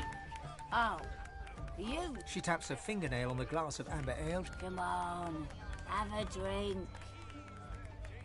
Drink or shut up. Nothing. Oh. You'll know my mum. You'll know my mum.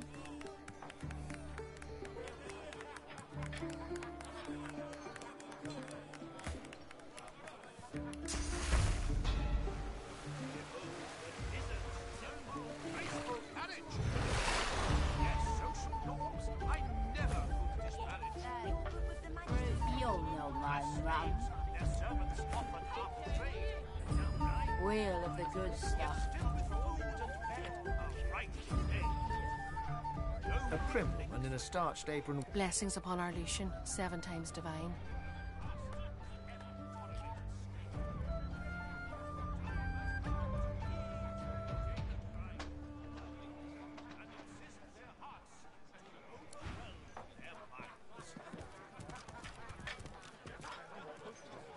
Good day to you.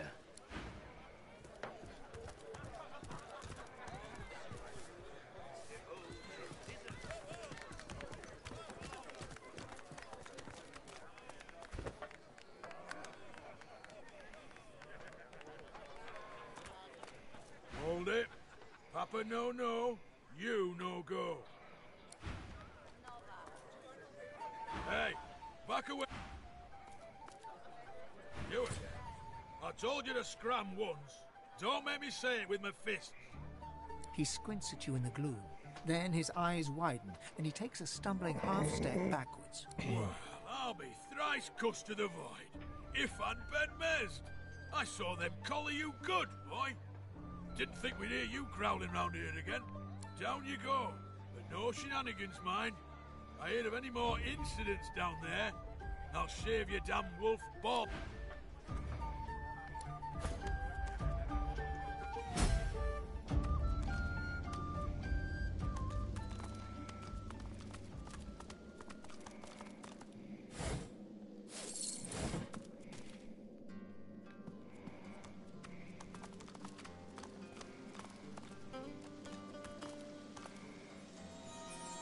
What's this? I found something.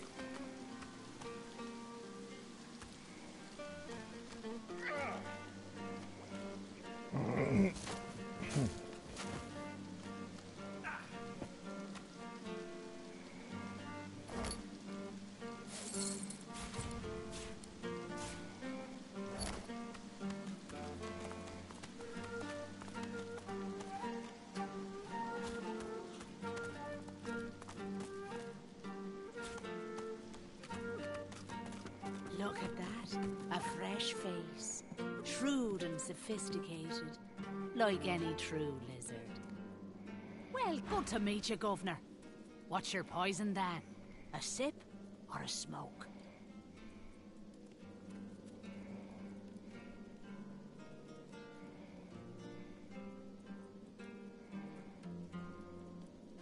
Take all the time you need. Pleasure doing business with you, Governor.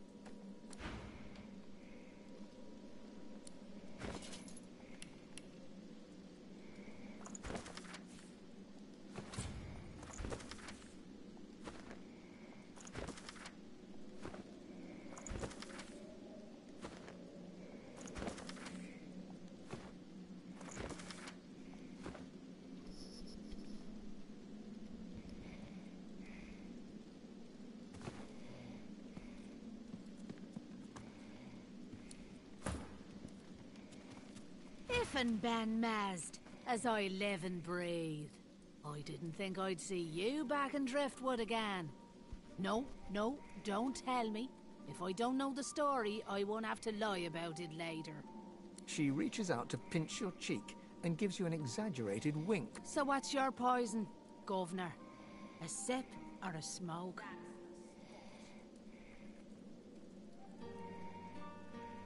Take all the time you... Pleasure doing business with you, Governor.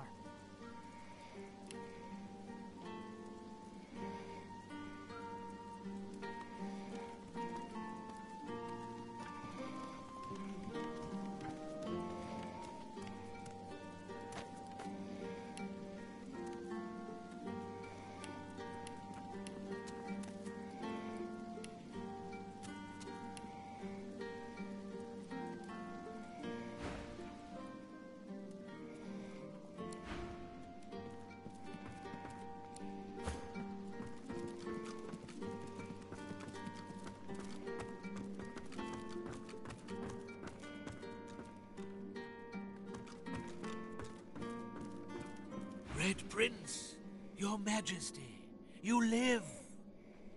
Oh, much have I prayed to Seven Blessed Zolstissa that she would keep you safe.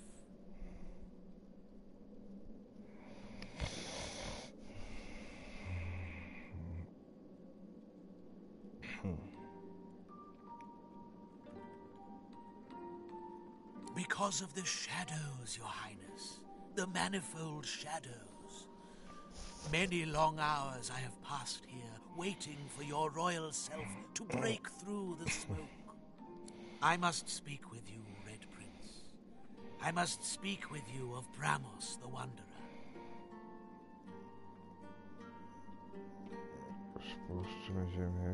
Indeed, great Prince, but...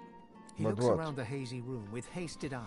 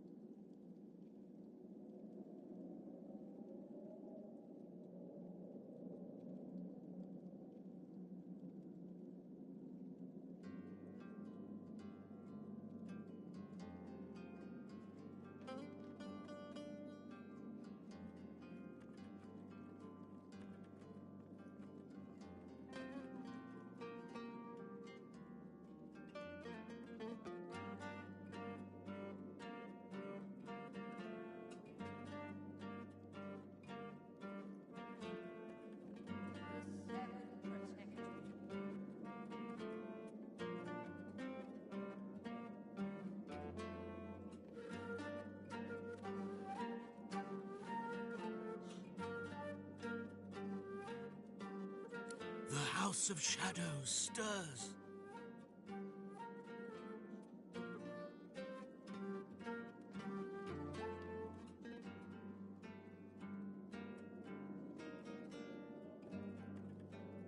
Seven curse them for their insolence. The Honorable Bramos, too, sensed them closing in. He had no choice but to flee from Driftwood.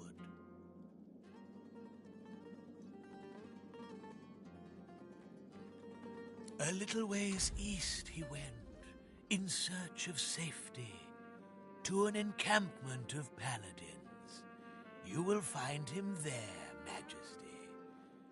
And with that, I have told my tale.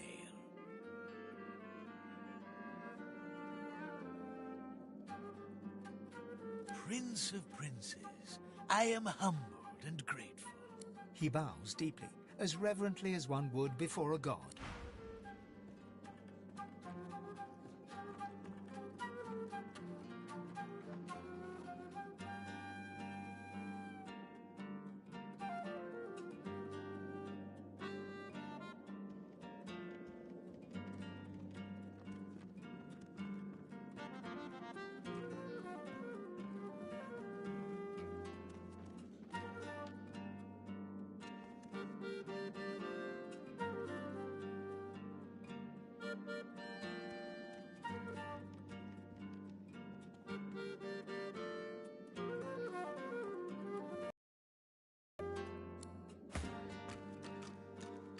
The tigers fly, the leopards lie, and you, oh, but I know you, don't I? I have seen you in the night, a lone man in a wicked fog. Just a dream, of course, just a dream.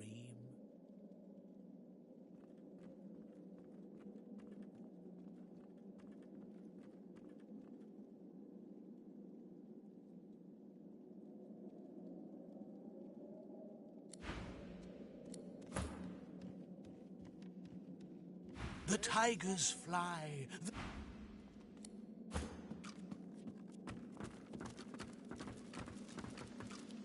Hail, stunning creature.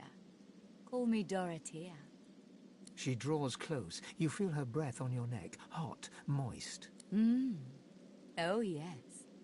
I have something that you want. But I only bargain with those I deem deserving. Those who have accomplished great things. So, tell me...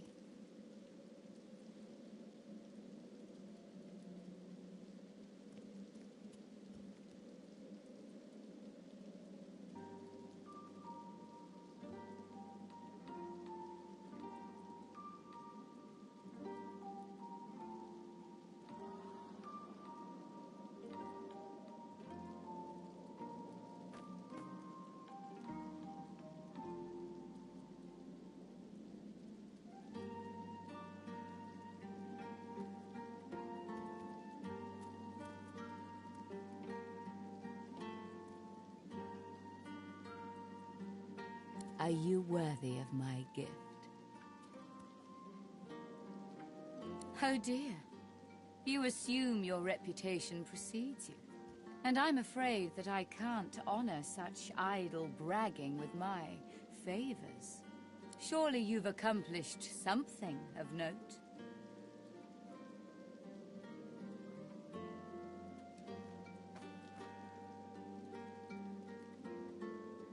Indeed. This is acceptable. You are nearer the one than most self-described heroes I've known.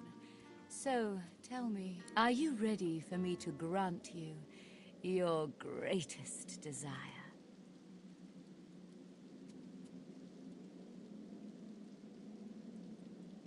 Don't misunderstand me. I'm not a genie from your lizard sagas, but I can expose the need that gnaws at your bone. All you have to do is look into my ring and tell me what you see there. Gaze into the gem, Scaled One. She flashes her ring at you, and you stare at the luminescent stone at its center. You are floating on a current of pure source, surrounded by a kaleidoscope of colors and fuzzy images. On the horizon looms a dark silhouette. As you approach, a beam of light washes the shadow away, revealing to you...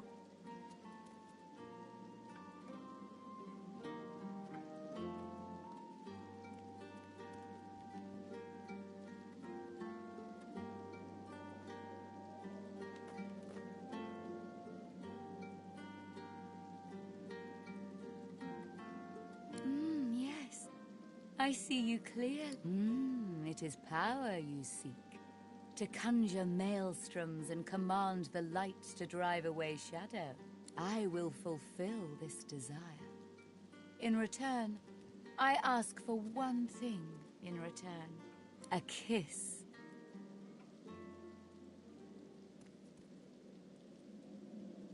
Dorothea sighs, a fusion of a kitten's purr and a cockroach's clacking. For me to help you, our souls must touch. And a kiss brings our souls closer, does it not? It shall fulfill both your desire and mine. Most delicious. Meet me around the corner, and come alone. An audience is not required.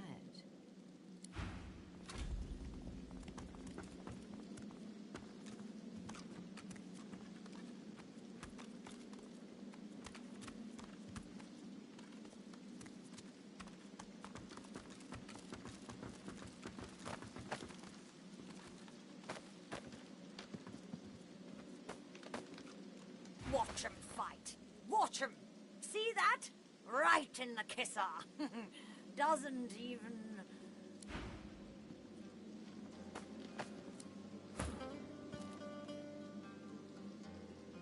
Watch 'em fight.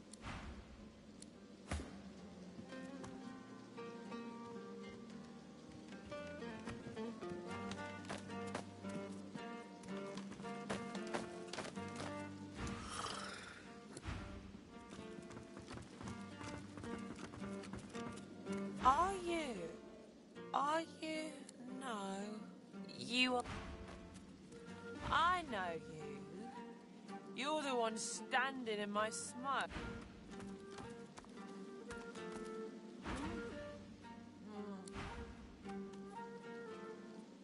Smoke billows from this strange contraption. It's adorned with hoses, levers and slots.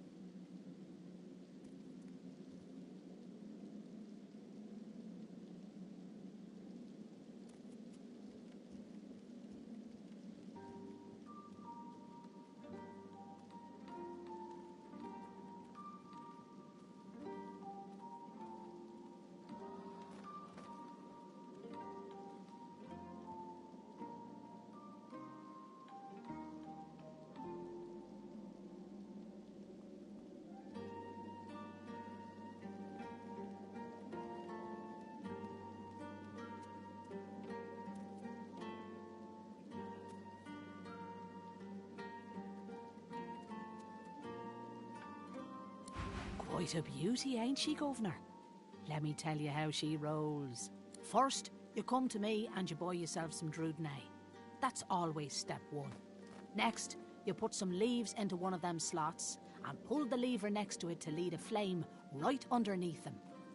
Now, all you gotta do is suckle the right mouthpiece, and before you know it, you'll be seeing flying tigers just like old Ganga over there. Oh, and by the by, come talk to me if you want something that'll really blow your socks off. Nudge, nudge, wink, wink, Governor. Smoke billows from this strange contraption. It's adorned with... You smoke and feel a drift.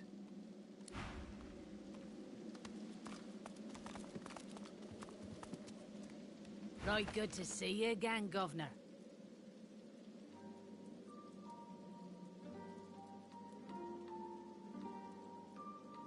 Aye, so it is. Further down's the arena, see? And the gladiators are always on the lookout for an edge. I give them that. You could say that my darling herbs... So, if you're interested, Governor, all you have to do is use your imagination. How can I make you bloom?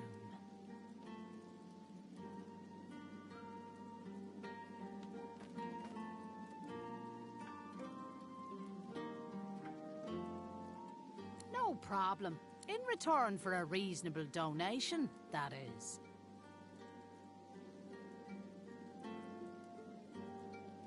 Effie digs all kinds of outlandish herbs from out of the depths of many pockets and mixes them with the patience and skill of an alchemist. Much obliged, Governor. And here's your blend. Just take it to that big beauty of a pipe over there. Smoke billows from this strange contraption. It's adorned with hoses, levers and slots.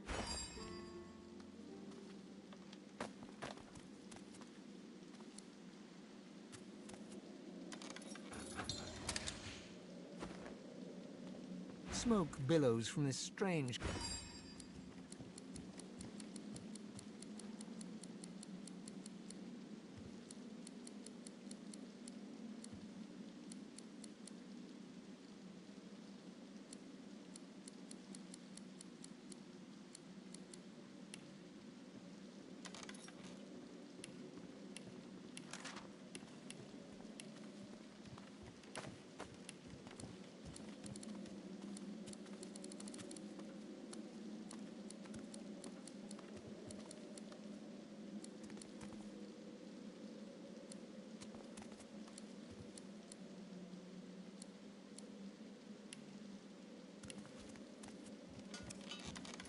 That's the spot. Smoke billows from this strange contraption.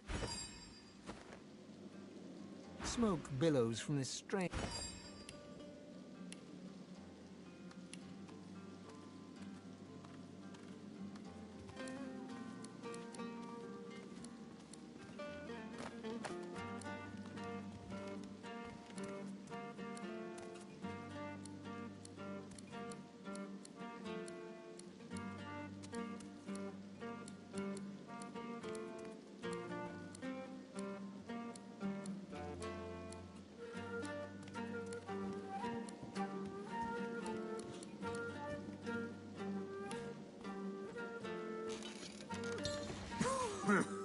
Heaven save me. Oh, this leaf is strong. Well now, how's my favorite god woken? Ivan smiles and...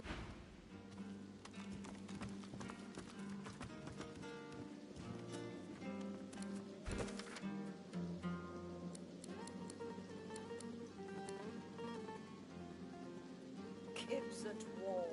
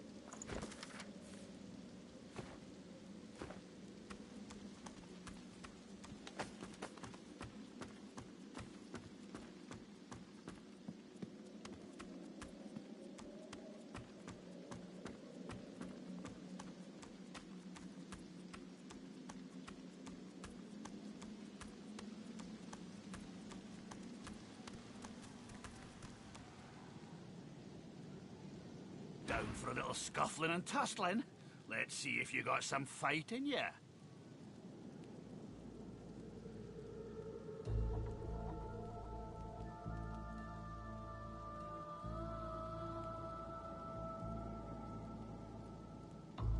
Well, that just may interest our current champion, Murga. She'll want to talk with you herself before she'll assent to any challenge. Watch your words, mind. She takes against you, there'll be no talking yourself into her good graces again. On your way, then.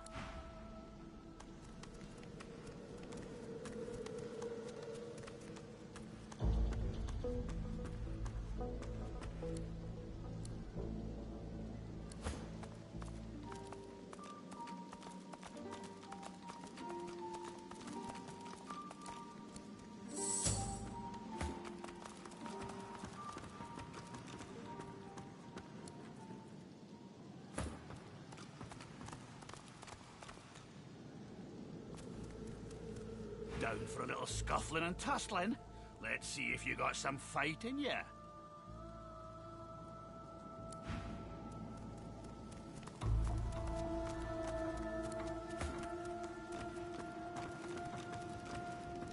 Did you know our arena champion's a bloody cheat, stranger? Murga tricked me and bit off my earlobe before the fight had even started. Did you know our arena...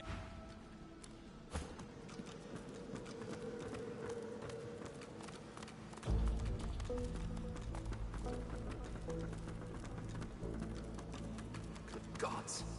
Is there a void woken down? In the shadows, a dwarven woman spits obscenities down upon a caged void woken. She exudes a powerful air of menace and an even more powerful odor of old sweat and dried blood. She spies you and... More fodder for the arena. Let Murga the champion test how good your reflexes are. Curling her torn lip back over broken teeth, she grabs your hand and pulls you down to the ale-soaked table. Never losing eye contact, she begins arm wrestling you.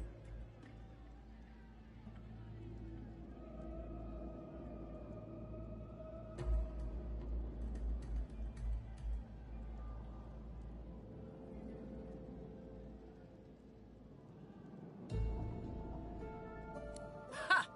Your science won't help you here. In the arena, you must be willing to suffer. She glimmers in and out of view, merging with the shadows. Crowing, she slams your hand down into the table, hard enough to draw blood.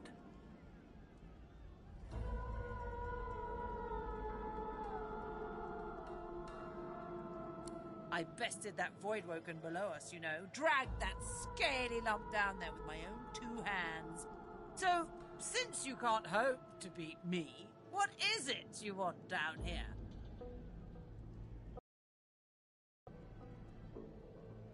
Ah! Based on your performance so far, that's cute. But I shouldn't judge your baby steps. The lion judges not the pussycat, eh?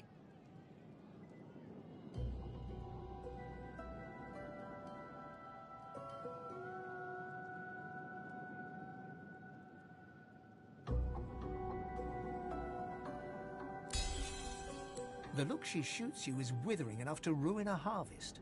I don't owe you squat. But if you've got enough heart... Ah! Go talk to the raucous one. Tell him I sent you, and he'll set you up for a challenge. Prove yourself worthy fighting my acolytes blindfolded. Then, I'll knock your teeth out.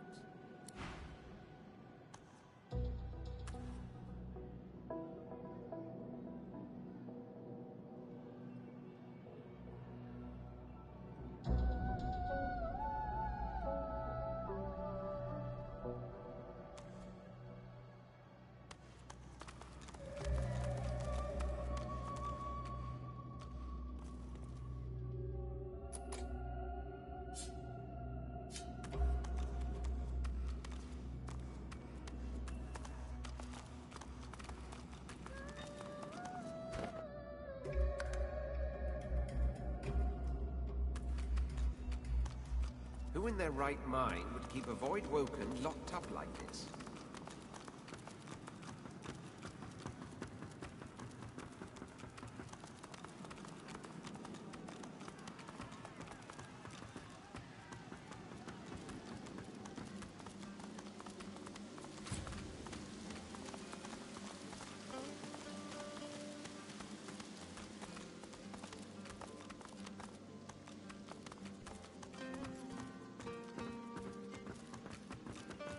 Mercy, mercy.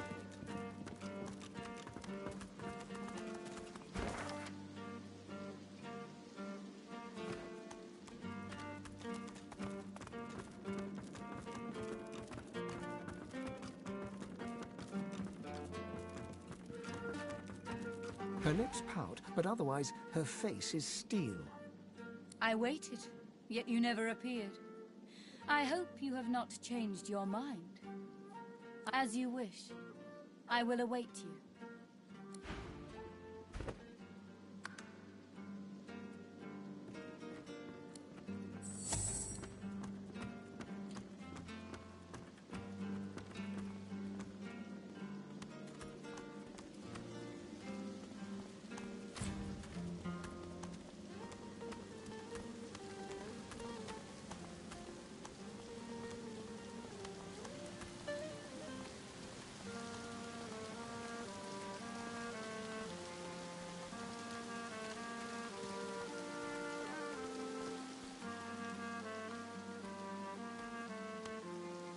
Dorothea sees you and heaves a shuddering sigh. She bites into her lower lip with enough force that a drop of blood seeps out. Blood and something else. Something... Darling, I admit I wish we could share more carnal pleasures. Yet I think a kiss is the height of intimacy. Now come closer and receive your soul's desire. You draw closer and close your eyes, eager to feel her lips on yours. Yet her lips do not press against yours, and her hands do not caress your face. She is a woman no longer, but a were-spider.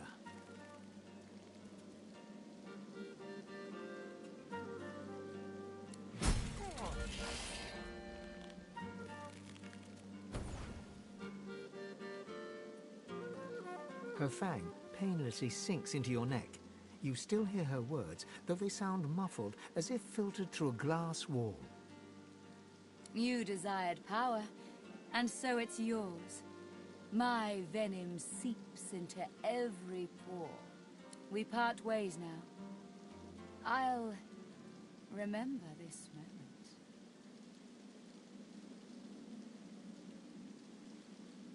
You've seen my true self. There's nothing more to know. She kisses her forefinger, then presses it against your scaled forehead. Now go.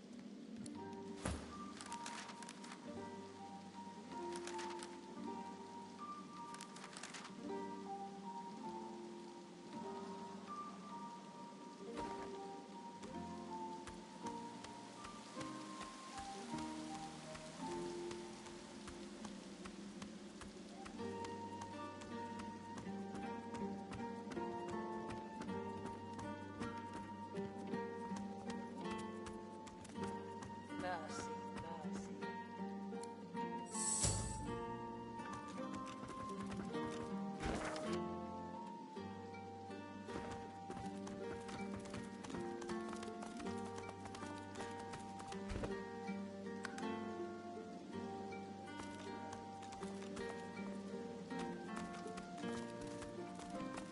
Figure, is that so?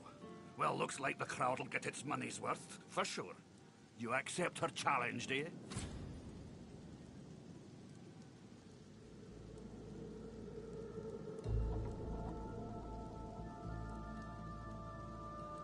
On your way, then.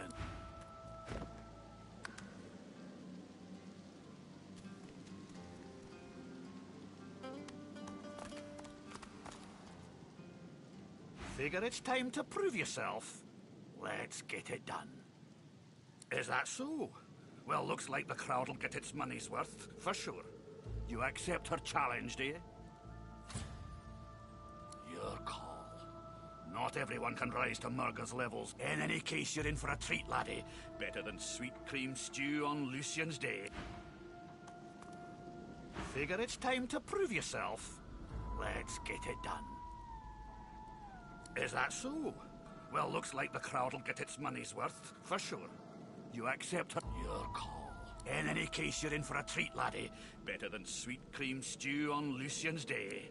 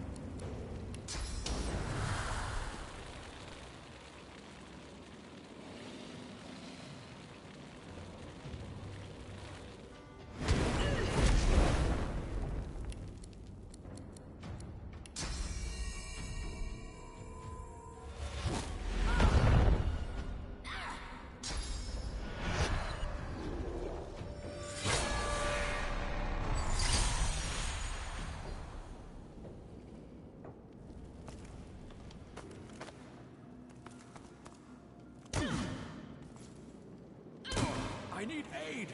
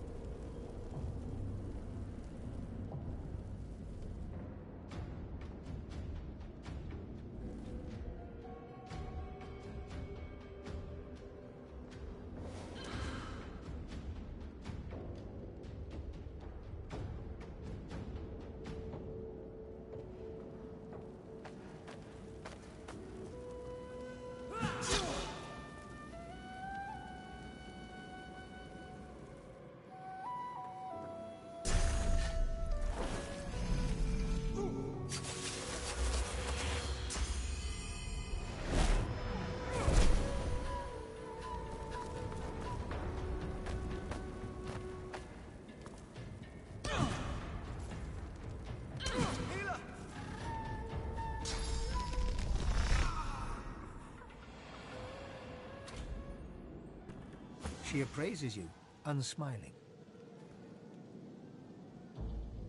Nice to see the cub has some claws.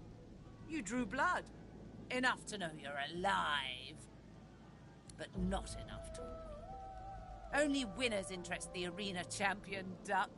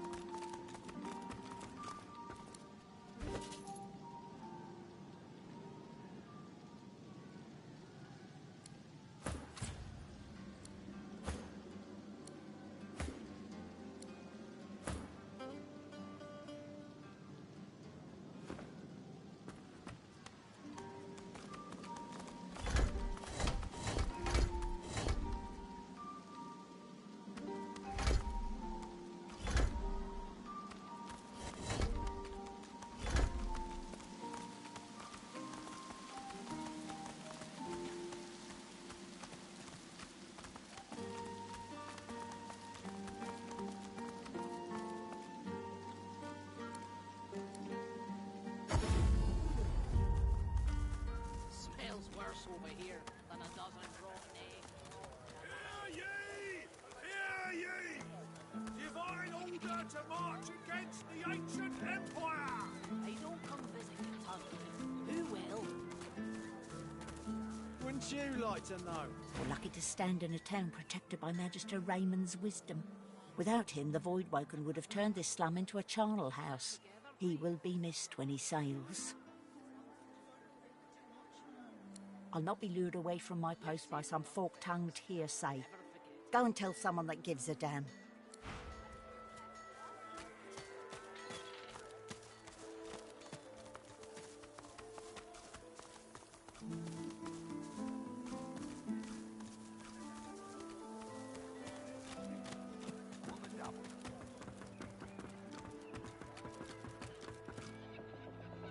You too, Julian. Show 'em how it's done, man. Go on, you mute sacks of flesh. Put your backs into it. I'll not lose another day to the tide. The Lord Dread awaits. Its sails billow with Dallas's breath. The Magister stops, barking orders. He sniffs the air like a predator, turns to face you, the wolf eyeing the deer.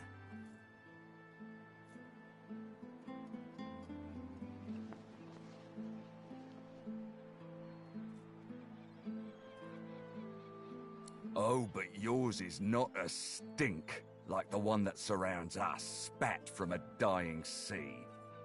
Yours is a scent that invites a quest. Tell me, have you ever been strung up by the hands? Your body swinging like a bell's clapper as your bones are being broken.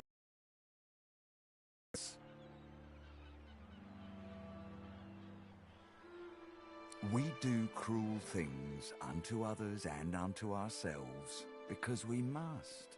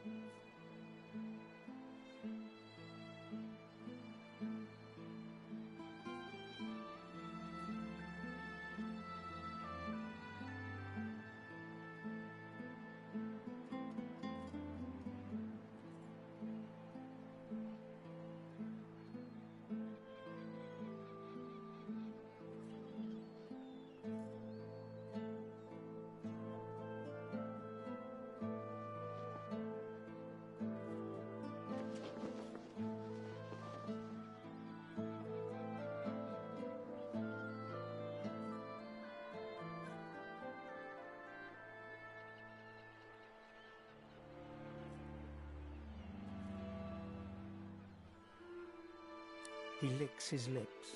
Dry flesh turns wet. Like to string you up too. Rack you with rods and leave you dangling over a puddle of your own blood and piss.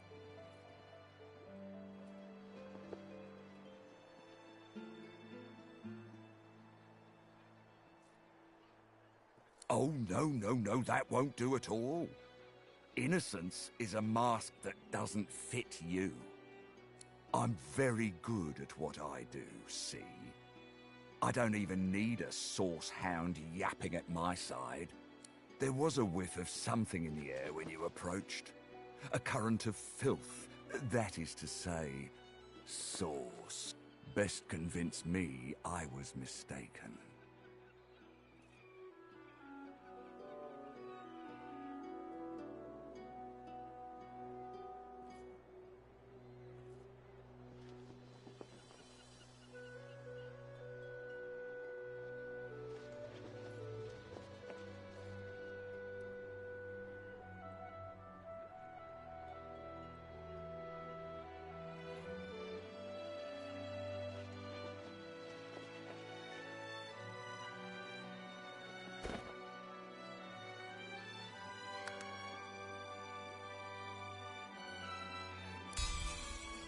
He leans in closer and sniffs the air once more.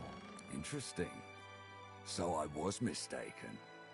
Must have been ambition I smelt on you, not the magic that dare not speak its name. Very well. In that case, we'll forego the gallows and turn straight to the hunt. The very definition of your order's existence. Seems peaceful here, doesn't it? A quiet day in a quiet town. One wouldn't think these drifting woods toss on dwarf-troubled waters, but they do. Consider for a moment the dwarf. What is he? A mule? A beast of burden? But some defy that role. There are rats among them, dancing to their rat queen's tune. I've need of a rat catcher.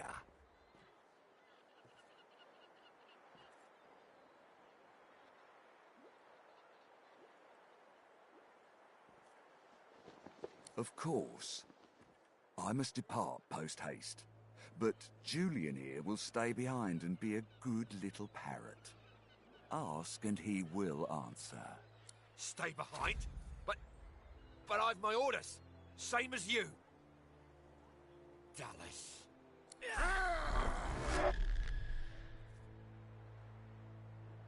Like I said, Julian is staying. And with that, I must be off. No hard feelings about the death threats, of course. How about we part shaking hands instead of stringing them up? How very heartwarming. One last thing. The Magisters here are diligent men and women. A stranger like you may run into trouble. Should this happen, just wave this piece of parchment in their eager little faces.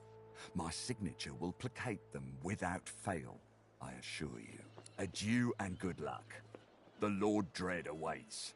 The use of the gallows I pass on to you. The time has come, my stitched-lit lovelies. We set sail. Get on board and man your stations.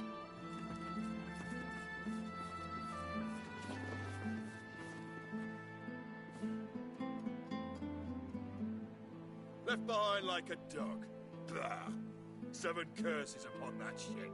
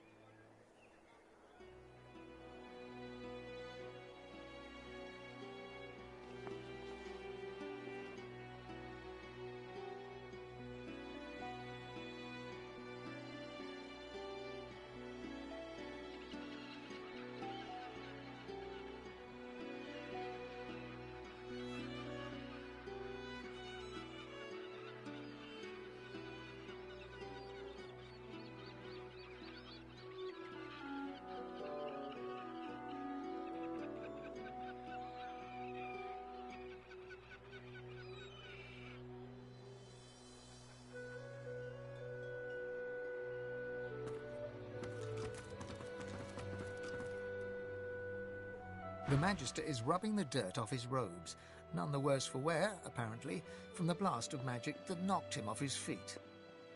You! The supposed source hunter! I'd be whining and dining aboard the Lord Dread if it weren't for you. Your meddling in Magister affairs had better be worth it.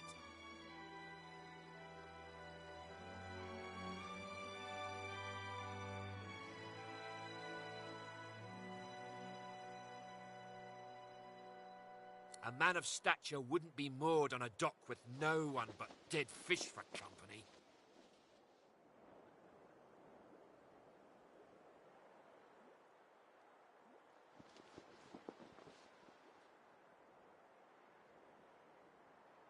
But here I am and here you are. So, to business.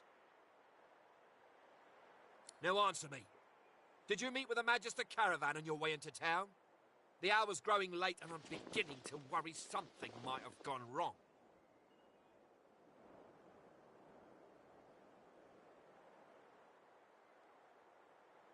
By the Bishop's bones, you saw it?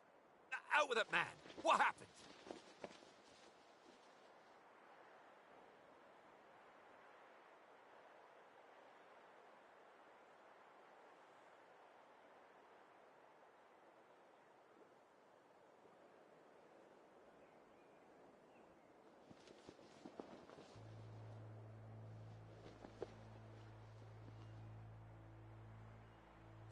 Dwarves!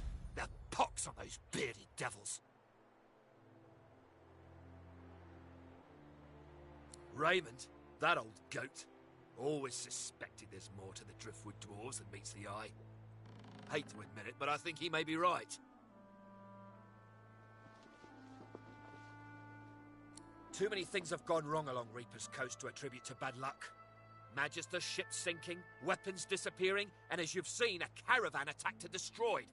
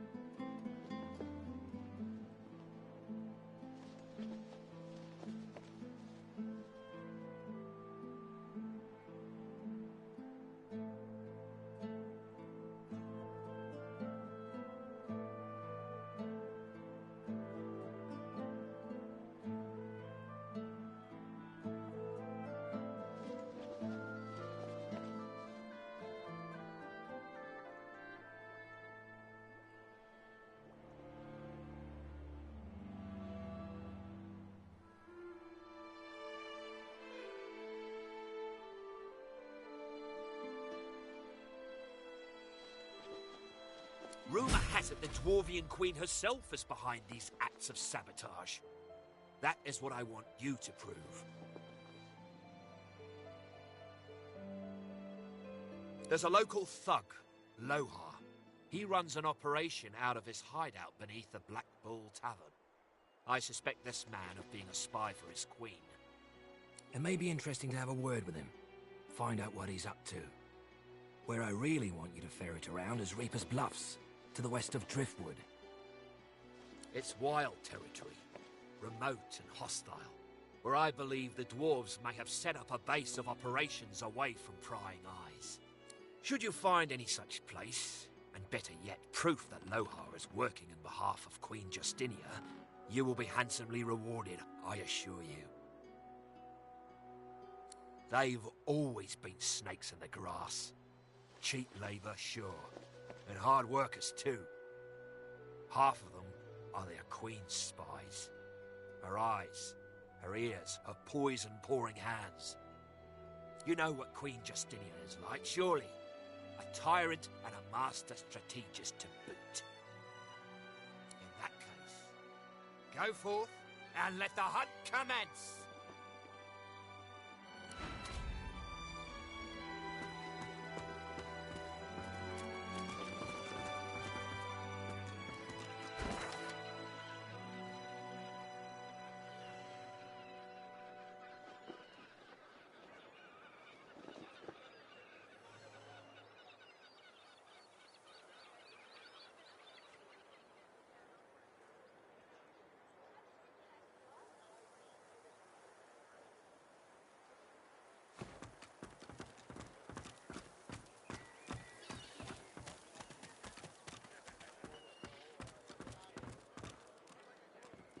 If there's no work for an honest dwarf like myself, the likes of you don't stand a chance, mate. Best not linger. Your lot tends to rile people up.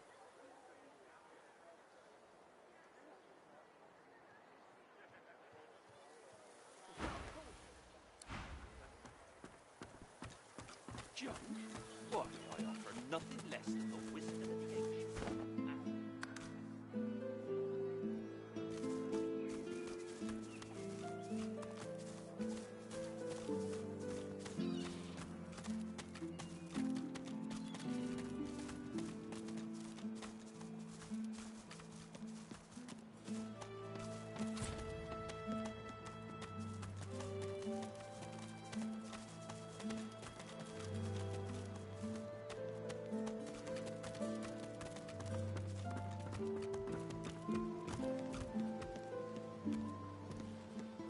You can't go in there, mister.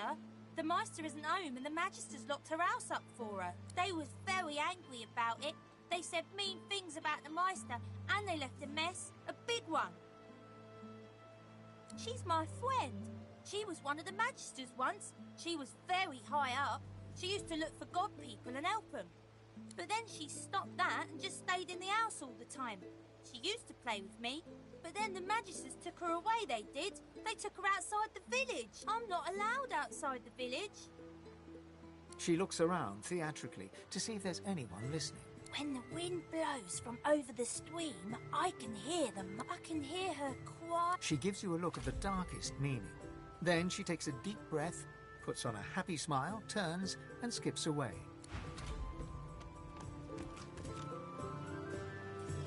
The door has been sealed shut. The Magisters have nailed a notice to the door. The notice reads, "Warning, do not see. Meister Siva has been accused of conspiracy, murder and high treason. She shall hang by the hands at the farmlands gallows until trial. Anyone found trespassing on these premises before her trial concludes shall be charged as an accomplice and will share her fate." You notice that the message is signed Magister Raymond in the name of Dallis Most Holy.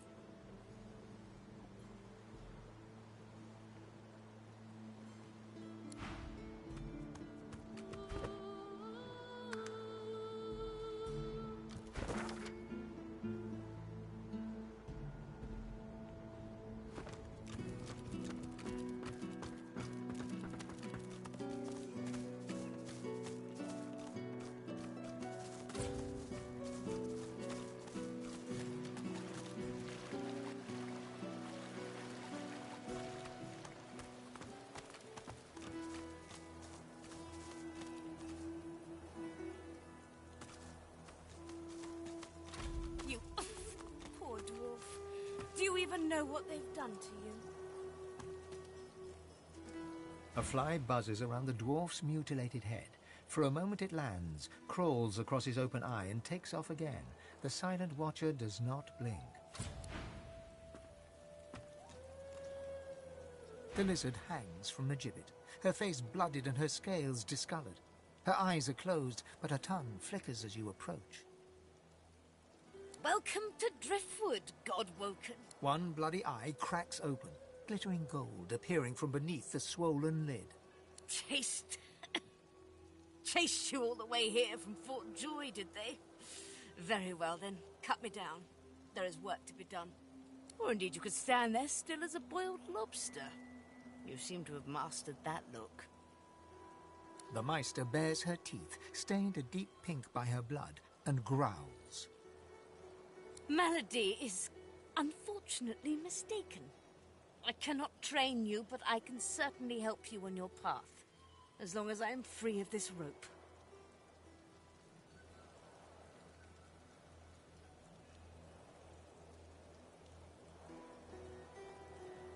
The lizard grimaces, shifting awkwardly as she dangles. I am in intense pain, kitten. You are either insufferably cruel or insufferably stupid. Be quick about it, before the Magister realizes their prize catch is about to slip through the net. What are you waiting for? Do it, damn you! If they find out what you are, you'll be blessed to end up hanging beside me. Excellent. Now, if you'd be so kind as to gut that startled-looking Magister, it would be much appreciated. I must secure my home before they do any more damage.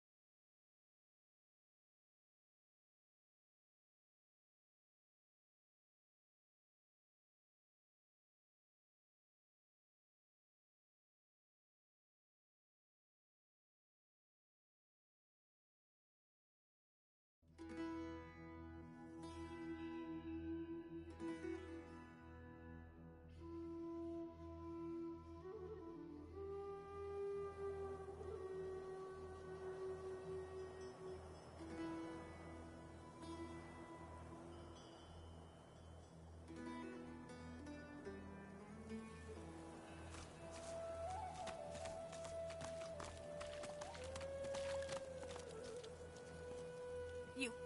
A Magister guard approaches. Behind her, on the gallows, 2 lizards. One in a Magister uniform hangs dead from her neck. The other hangs from her hands, still alive. Step away from the prisoner, Red Scales!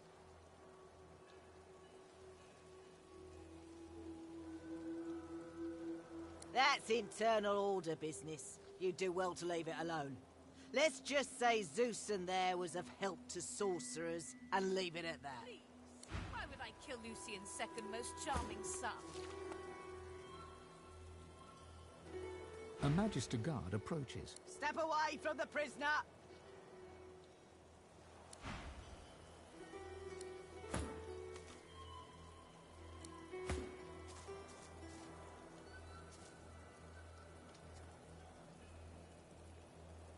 A Magister guard approaches.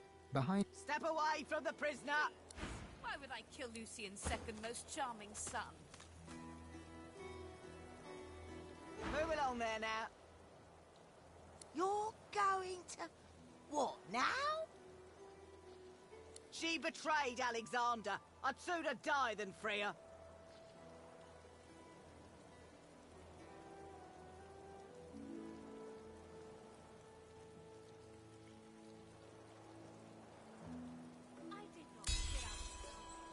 I'll regret this, I know I will. All right, I'll stand aside.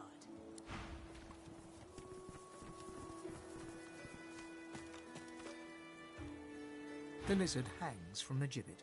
Welcome to One bloody eye. Taste. Or indeed you could stand there still as a boiled lobster. The Meister bears her... Malady is unfortunately mistaken.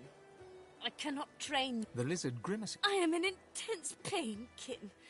You are either insufferable... Be quick about it. Who knows when that Magister might return?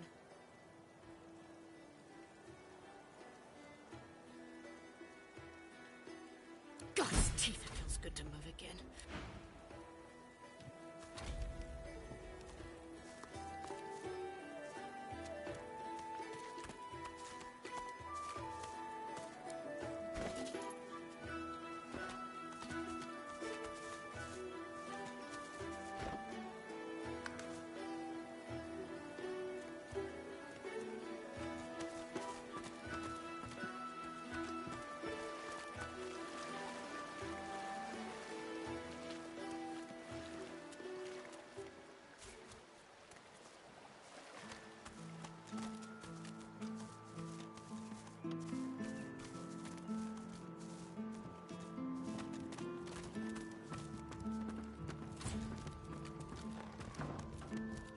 The Meister's back! The Meister's back! She doesn't feel like playing, but...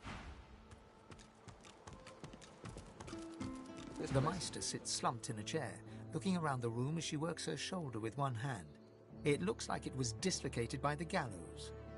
Damnable red-cloaked baboons ransacking my wardrobes, as if I would keep ancient valuable secrets in a pile with my unmentionables. She takes a deep breath, and with a twist, a click, and a screech of pain, she shoves her shoulder back into its socket. I swear by the seven, if we did not have more important matters to attend to. Reaching across the table, she pulls a bowl of hot water towards her and fishes some bandages, a needle, and thread out of a box. She slowly starts to tend to her wounds. At least the barbarians were unable to club their way into my vault, so everything you need should be safe.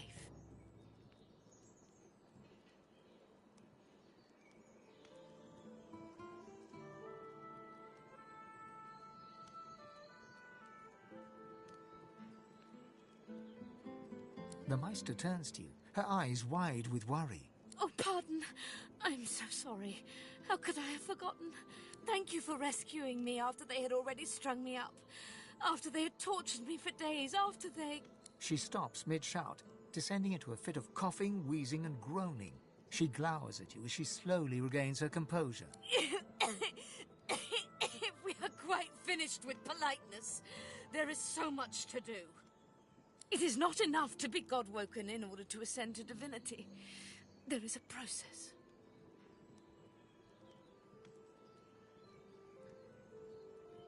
As she speaks, the Meister uncorks a vial of shimmering liquid, sauce. She lets a couple of drops fall on her hand, but instead of infusing with her body, they quickly evaporate on her scales. She stares at the empty spot on her palm for a long moment before turning back to you, continuing as if nothing had happened. A process by which God-woken may ascend. It begins with discovering your deepest self, delving into your own soul.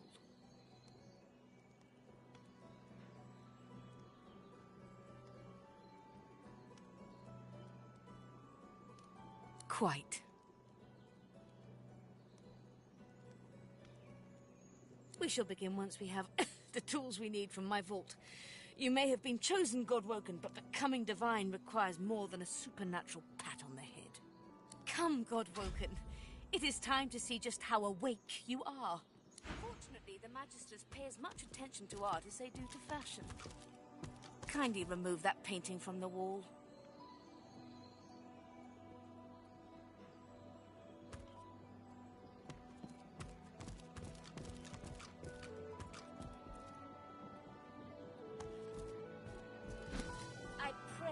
Instructions will not be too technical for you. Push the button.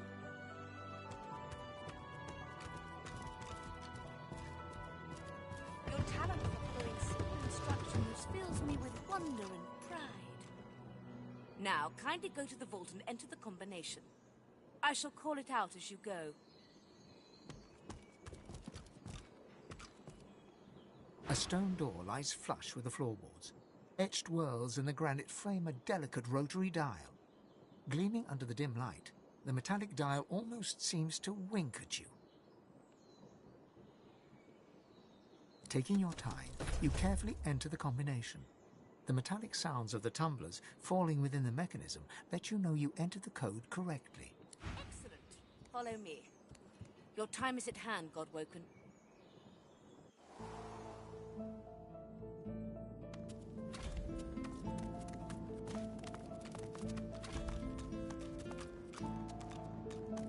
Ancient runes, weird contraptions. His Feel face is free an to look arcanist's about while I dream. catch my breath. Come speak to me when you wish to proceed, and try not to break anything in the meantime.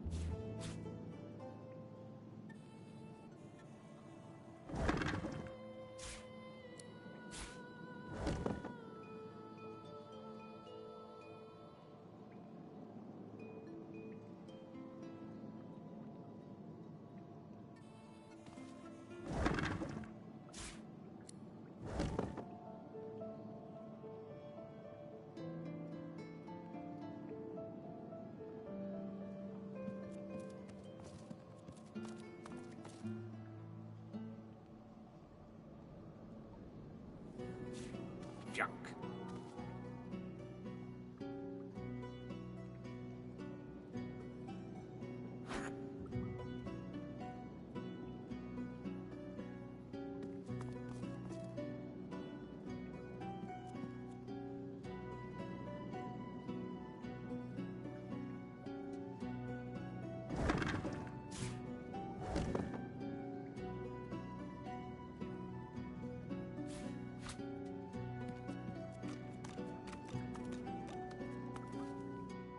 Opening the door, you see a selection of ingredients. After a quick rummage, you gather up the black root, obsidian lance, and ancient bowl, and kick the door of the cupboard closed.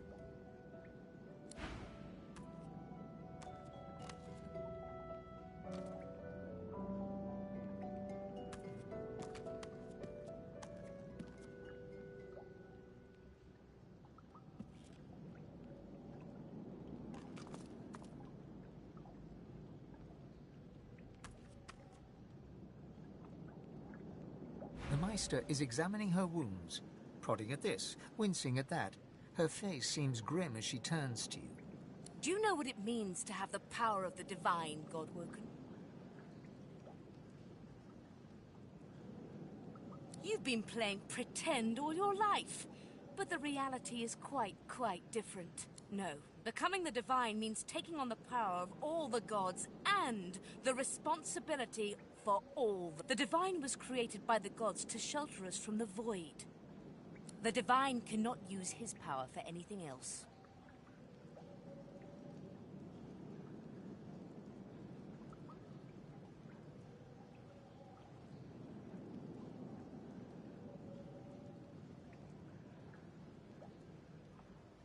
When you become the divine, there is no more self.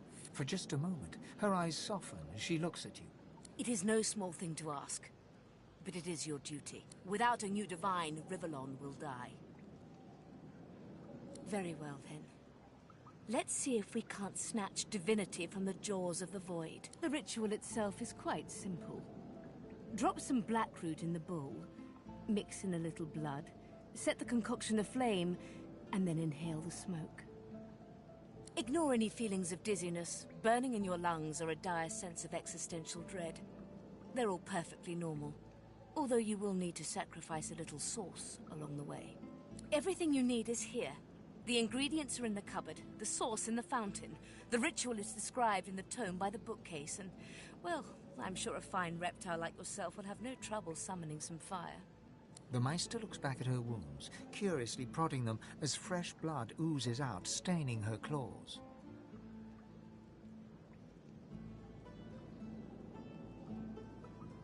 And please do not lose anything. I pray you'll be more careful with my materials than with your empire.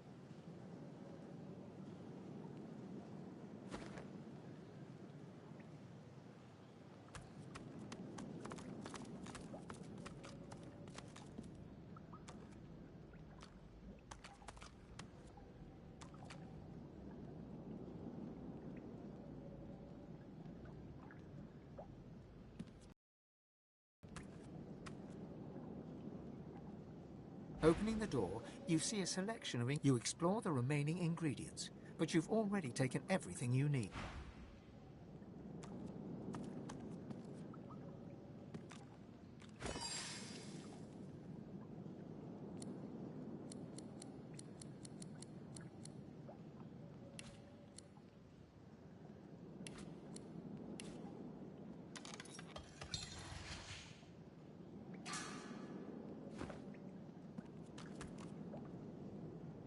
Are you simple?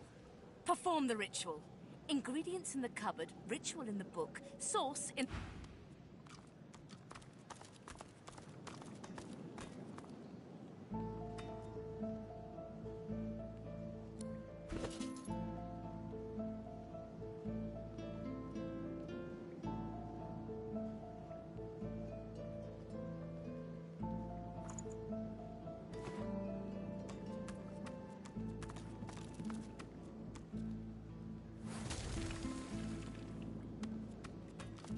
As you suck the smoke deep into your lungs, your vision starts to swim and cloud. There is an intense pounding in your head, and you can feel the world fading. As the world fades away, you lose all sense of being grounded. You reach out, but you could feel yourself falling slowly, sinking into the depths of your own soul. This the deepest recess of my soul. But it looks like the Hall of Echoes.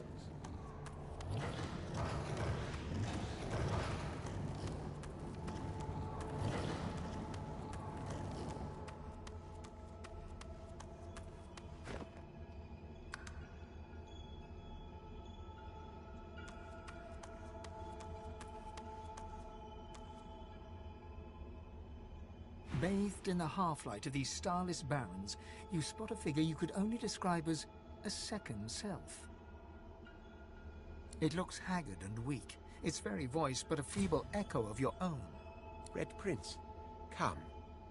Come closer, so that you may see me as I truly am. Look me in... The apparition clasps your face in its shaking hands. You suddenly feel your eyes tingle. Everything becomes brighter, sharper.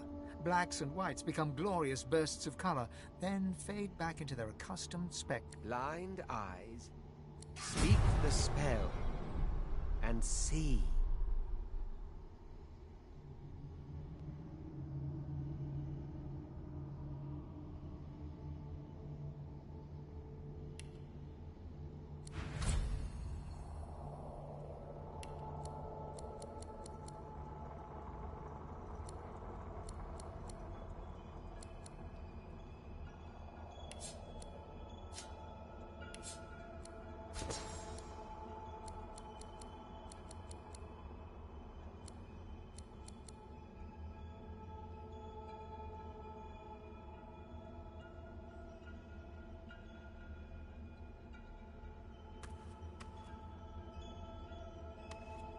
Please.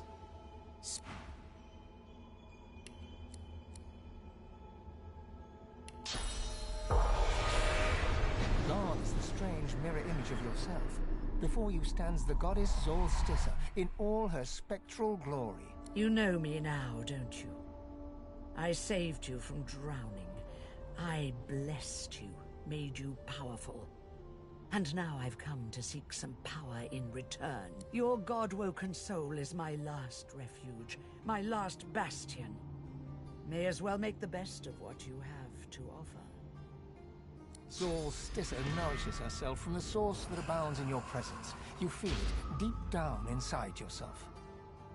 Ah, yes. Just what I needed. I tell you, dying just doesn't become a god.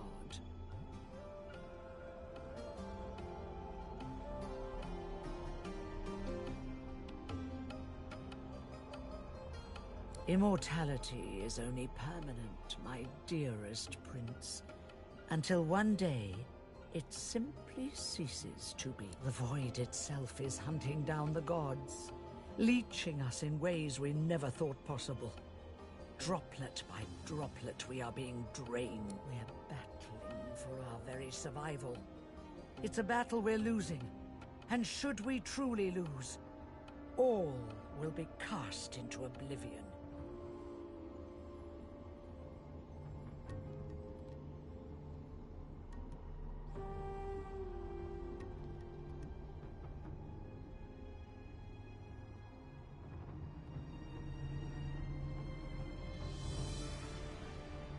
Our battle is a work in progress.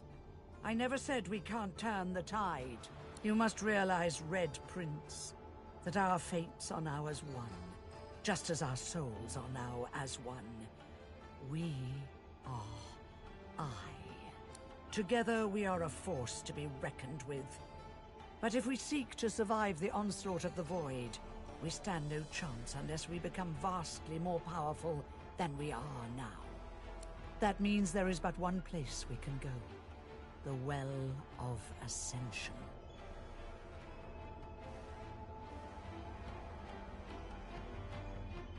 It most certainly will be. The Well of Ascension is a lake, a pool of pure source, in which the powers of the Seven lie united. We gave them up freely to create the first divine.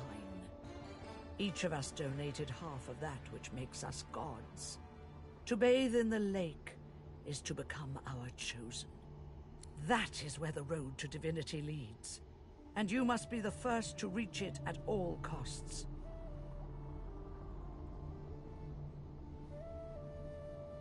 I know. Or did you think I chose you for those ember eyes alone?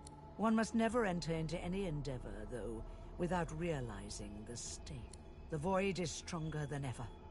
A new divine won't be enough. You need to go to the Well of Ascension. Not to bathe in the source of the Seven, but to take it. All of it. Only he who claims everything will be everything. The Void's doom, this world's liberator.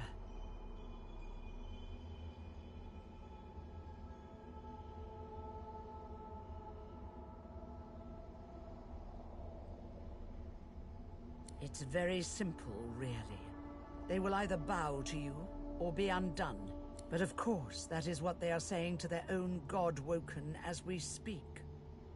We both know they won't bow. Just like we both know you will never bow to them. Only one can become a god strong enough to safeguard our world. One at the expense of all others. So make no mistake, Red Prince. Chances are the road to divinity will be paved with dead gods. Their blood on your blood-red hands. But don't let that dismay you. For these sins will be washed clean by the knowledge you committed them to save all of existence. To save your kin, and your loved ones, and your empire.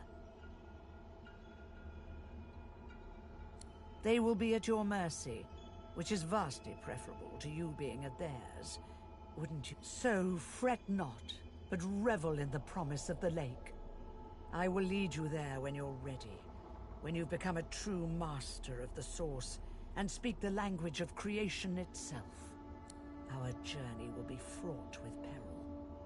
It is a pilgrimage of challenges that will require you to command Source like only a god Woken can, and wield its most powerful spells.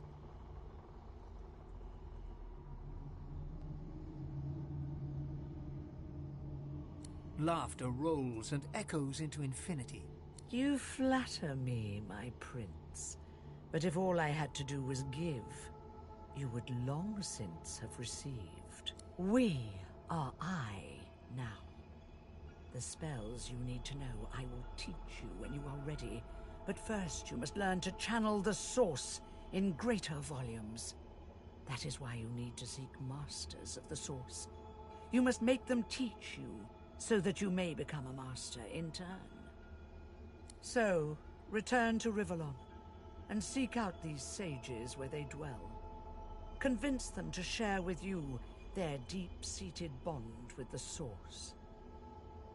Once you have, you may return to me here.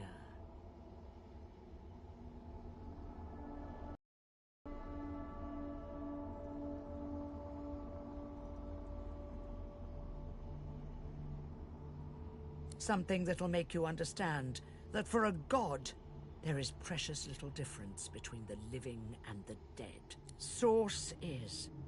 It is a constant, a subject of neither time nor transience. All of life is Source, and in source it is. Immortally so. You have the vision of a god now. Eyes that can see spirits, the souls of the dead, made manifest in source. Speak the spell during your peregrinations, and you will see them. Where the dead lie, the dead linger. And so much more. But I'm no longer who I once was, bound to you as I've become. I will teach you what I can, but the knowledge that will expand the bounds of your soul, that you'll have to hunt for yourself. Best of luck, Red Prince.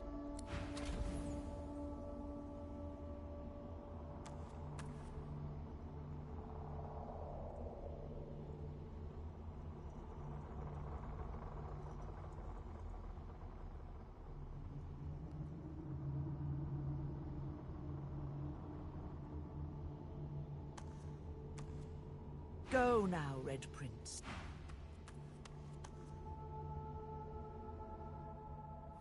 The Meister stares intently at you. Her eyes are tired and bruised, but determined. Still alive? Gods above, there might be something to you after all. She leans in, her bloody tongue flickering hungrily about your face. Tell me, what did you see? What you know?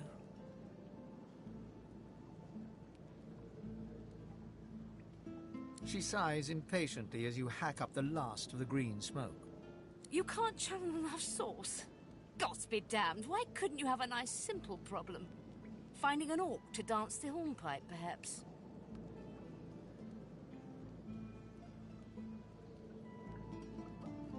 I know exactly what must be done. You must find a master of sauce. And I could have helped you once, but no longer. The purging which the Magisters included as part of their service was quite efficient. They stripped me of my sauce.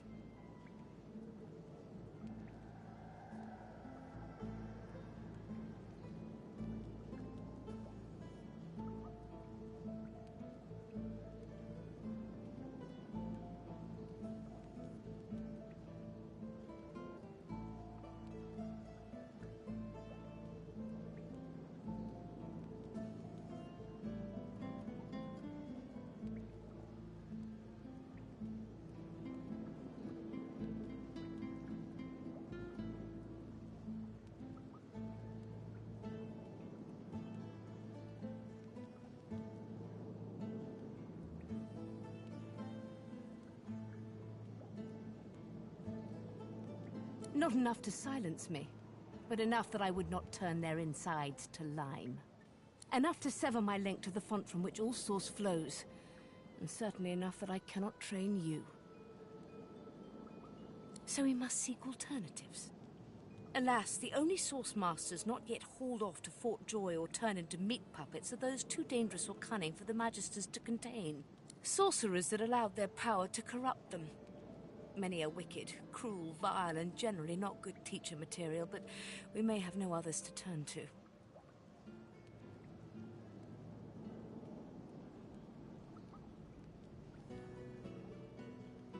These are the kinds of creatures that grew bored pulling the legs from spiders and so moved on to people. Fun is not the word I would choose. However, it is the path we walk, no matter what the cost. No matter what is asked of you. The Meister doubles over in a violent coughing fit, struggling for breath. After a few moments, she regains her composure, wiping a thin smear of blood from the corner of her mouth. No matter what is asked of you, you must learn from them.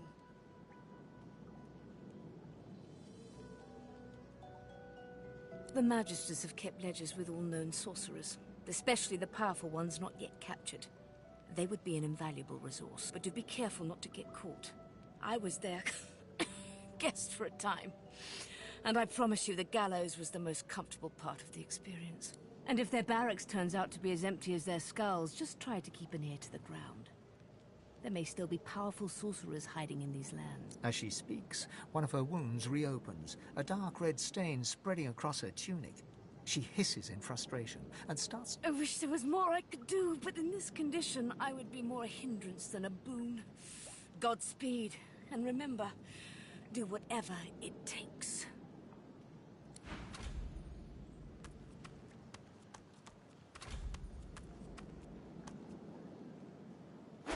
Good find.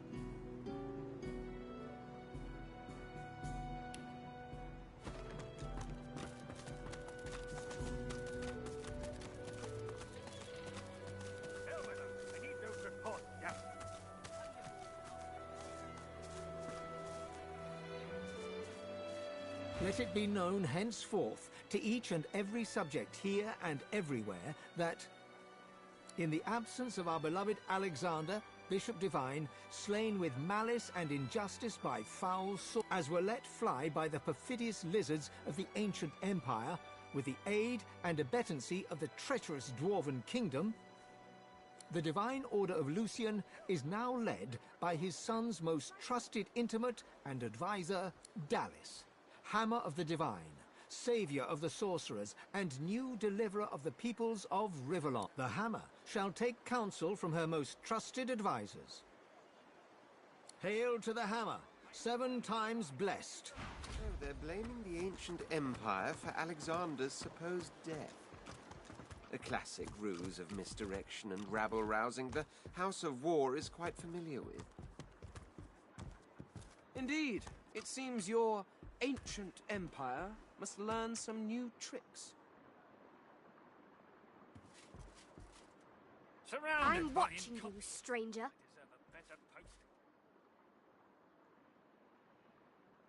That's all you have to say. You may as well leave me to it then. Bellwether, I need those Of course, reports. state your business to Magister Carver, or else get out.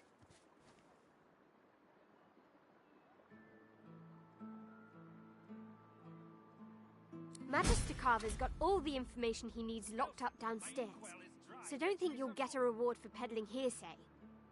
That's all you have to say. Of course, sir. Right away.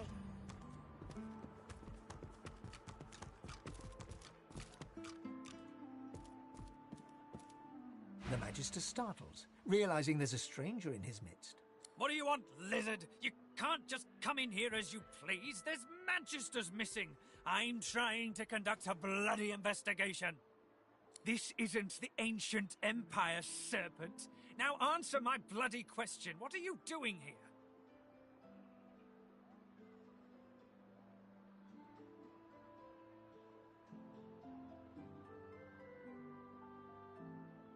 Well, mind your bloody step in future. I've an investigation to carry out, and I don't need any more distractions. Yes, a vile little tinkerer goes by the name of Higba. 3 of my magisters have gone missing of late from right here in Driftwood. All signs are that Higba is responsible.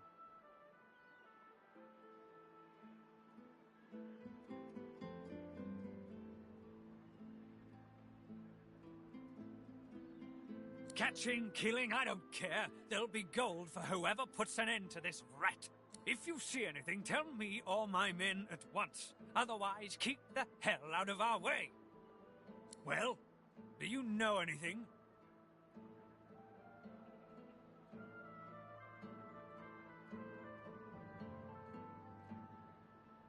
I'm already aware of that, establishment. We have an informal agreement.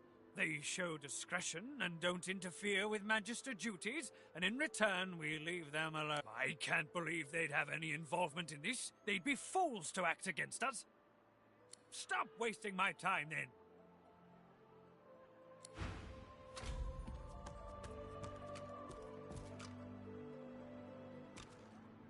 State your business to Magister Carver, or...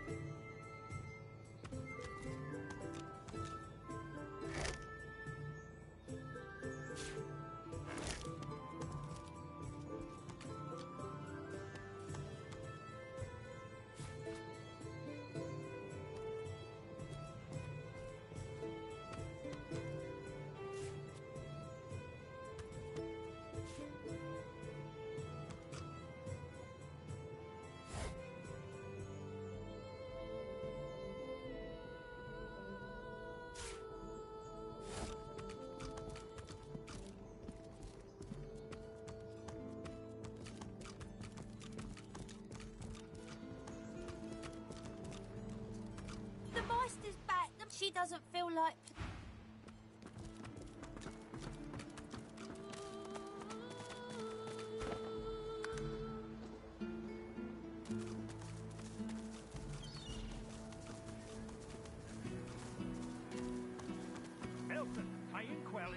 Let it be known, in the absence, as were let the divine or Dallas, the hammer, hail to the... They're blaming the ancient empire for Alexander's supposed death. The classic ruse of misdirection and rabble-rousing the House of War is quite familiar with. Indeed, it seems your ancient empire tricks. Surrounded by... Just when I think this land holds no more surprises, I find myself in some place even more dismal than the last. Still, at least this is an interesting variation on dismal. Ah, this is perhaps the first intelligent question you have asked. After all, one should always try to learn from one's betters.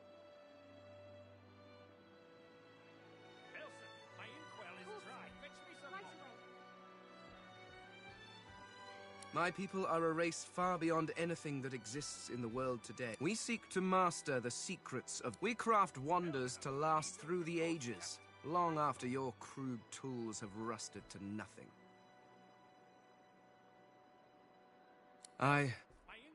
There are rumors that some have been found at the Black Pits, an oil field on Reaper's Coast. I was trying to uncover the truth when I was waylaid by these magisters. But wherever the artifacts of my people are, I will find them. We have not simply vanished into thin air. There is a great variety among our people. Some are tall and lithe, others short and muscled. Some come in a variety of eye-catching colors. Others you can barely see at all. This is what makes you such an abomination, you see. You look almost exactly like every other lizard out there, just as every human looks like every other human. Walking through this world is as repulsively bland as staring at a wall for a century. After a while, the very sight of you disgusts me. No offense, of course. I need those reports, damn it. No. No, I should not. Not yet. Not until I know what truly befell my people. And, after all, I am still here, despite the Voidwoken's best efforts.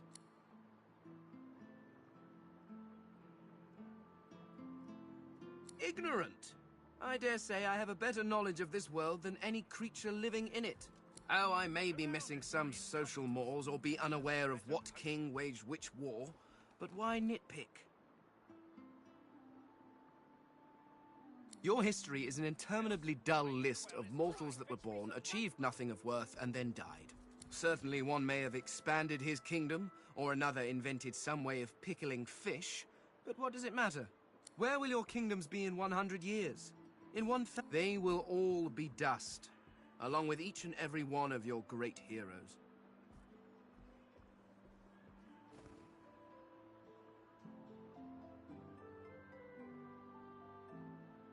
Your people and nations come and go, mayflies screaming their importance at a universe that cannot listen. But the universe is always there. The laws that govern your states change over centuries, but the laws of the world... Even when my people walked this land, a dropped apple still fell to the ground. I have yet to see the mortal king that can decree all apples must fall up from their trees, or order fire to produce cold instead of heat. No, these laws stretch to infinity. Understanding them lets you understand the world. That is knowledge worth having. Everything else is arguing over who has built the prettiest sandcastle as the waves creep closer. I fell victim to the enemy of all great minds. Fear. Fear of the unknown. Fear of change. These are the things that poison civilizations. I was on the cusp of a glorious breakthrough, but my king's fear held me back. I discovered a veil hanging across the universe. A barrier of pure source. It was amazing. The kind of discovery on which a civilization turns. Who knows what secrets may have been hidden behind that curtain? But my king forbade me from further investigation. Do you know, I never thought to ask. Between him purging me and casting me into a traitor's tomb. What a foolish oversight. If only I'd had your prescience and curiosity, I could have saved myself centuries of pondering that very question. Well, certainly he was not pleased with my insistence that we investigate. But the king's word is law. Was law. But the reason I was purged was slightly less intellectual. After the king refused to let me investigate the Vale, I brought the issue up with others. The 7 lords. Beneath the king in authority, but far above me. I brought them my research. I showed them everything. I had hoped they would help me convince the king of his error, but before they or I could act, I was arrested and, well, my sentence was carried out. My career is at stake.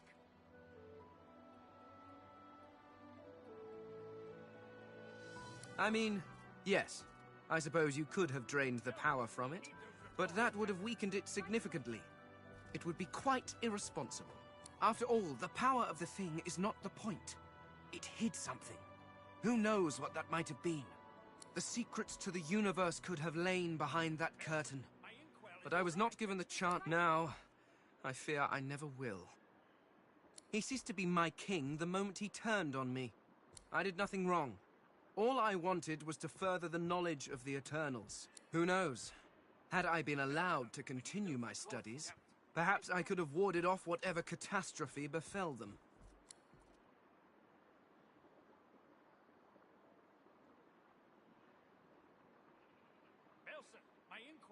The skeleton stands quietly for a moment. I'm not sure. Centuries in a tomb can warp one's memory. I remember the big things, of course. My library, my home, my king, my family. But the rest, it's all covered in a fog. And the more I see of this world, the thicker that fog seems to get.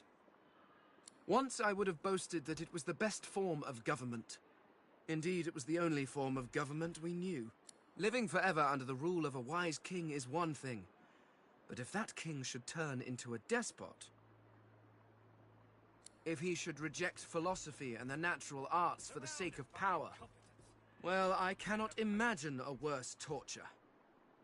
I was a scholar, researching the secrets of the universe. Had I been allowed to proceed, my people could have ascended to godhood as one, an entire race of deities, with a perfect understanding of the universe. It would have solved all of our problems. Indeed, you cannot. Nothing in this world compares to it.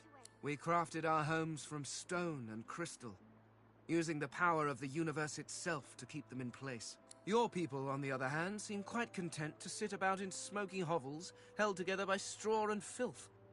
It's a mercy I don't have a nose. I cannot imagine how you stand it. They came rather low in my life. My wife and daughter always had to compete with my work for my attention, and my work was always stiff competition. They were often neglected. I wonder how many more years they spent neglected before. Well, before whatever happened, happened.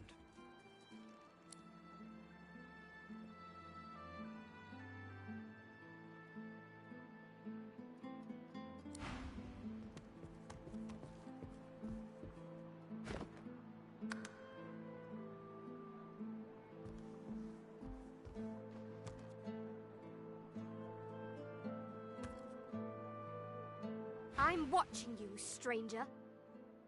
That's Magister business. Keep your nose out of it.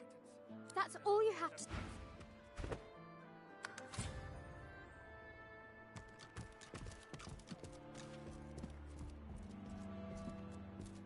Bellwether! The Magister startles. What do you want, lizard? You can't... This isn't the ancient Empire, serpent. Now answer my blood... Well, mind your bloody step in... Yes, a vile little tinker. Catching, killing... If you see anything, tell me or... Well, do you know anything? I'm already aware of... I can't... Stop wasting my time. Well, stop wasting my time.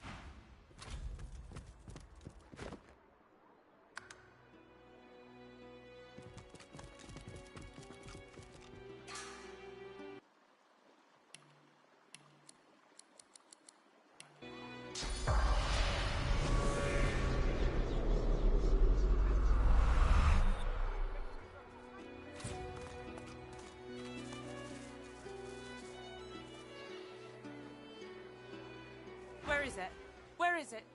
Sir, please, have you seen a small burlap pouch lying about? Blast! It's gone for good, I fear. She rubs a hand over her smooth head, then suddenly looks up at you. Her great greenish-gold eyes are alive with worry. There isn't any chance you could spare a moment to help me look, could you? I wouldn't dare ask it if it weren't terribly important.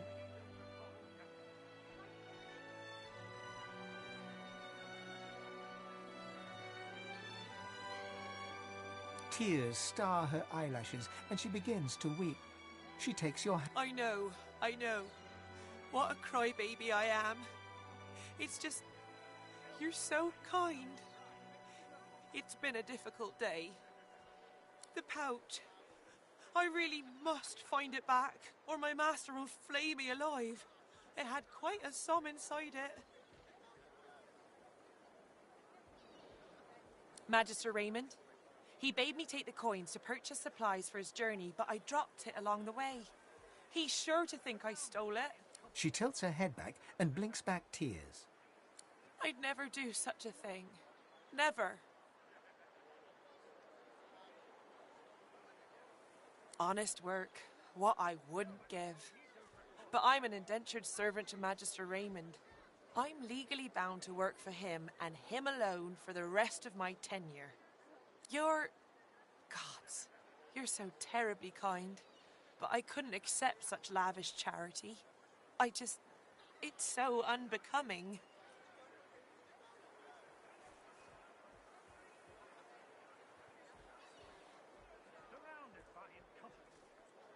I don't know what to say. Your kindness is over... She accepts the coins, letting her hand linger over yours for the briefest of moments. You don't know what this means to me. I'll send word to Magister Raymond right away. He should send for me soon enough. Thank you. Thank you.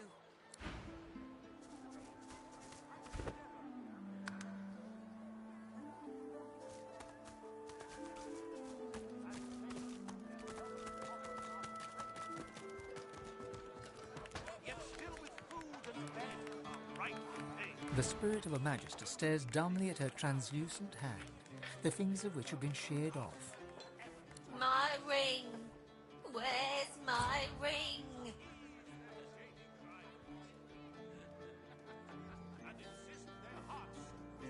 The spirit doesn't answer. She just stares at you mournfully.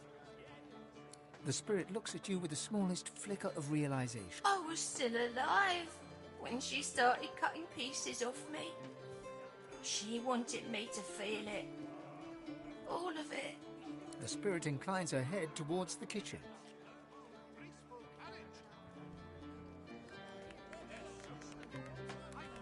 The spirit ponders your question and seems to shiver. Oh, in many places. I feel my body. No weaklings allowed within the chamber.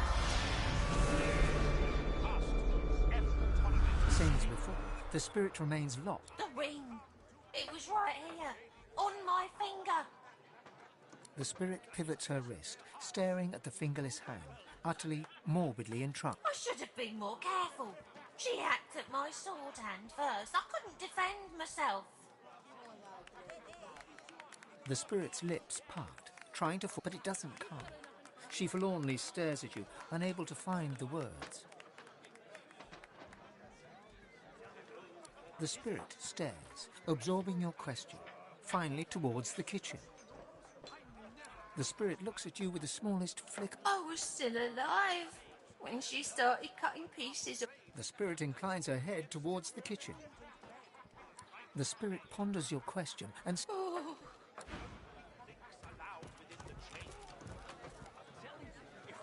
A prim woman in a starched apron wipes a glass with a clean rag. Blessings upon our Lucian, 7 times divine.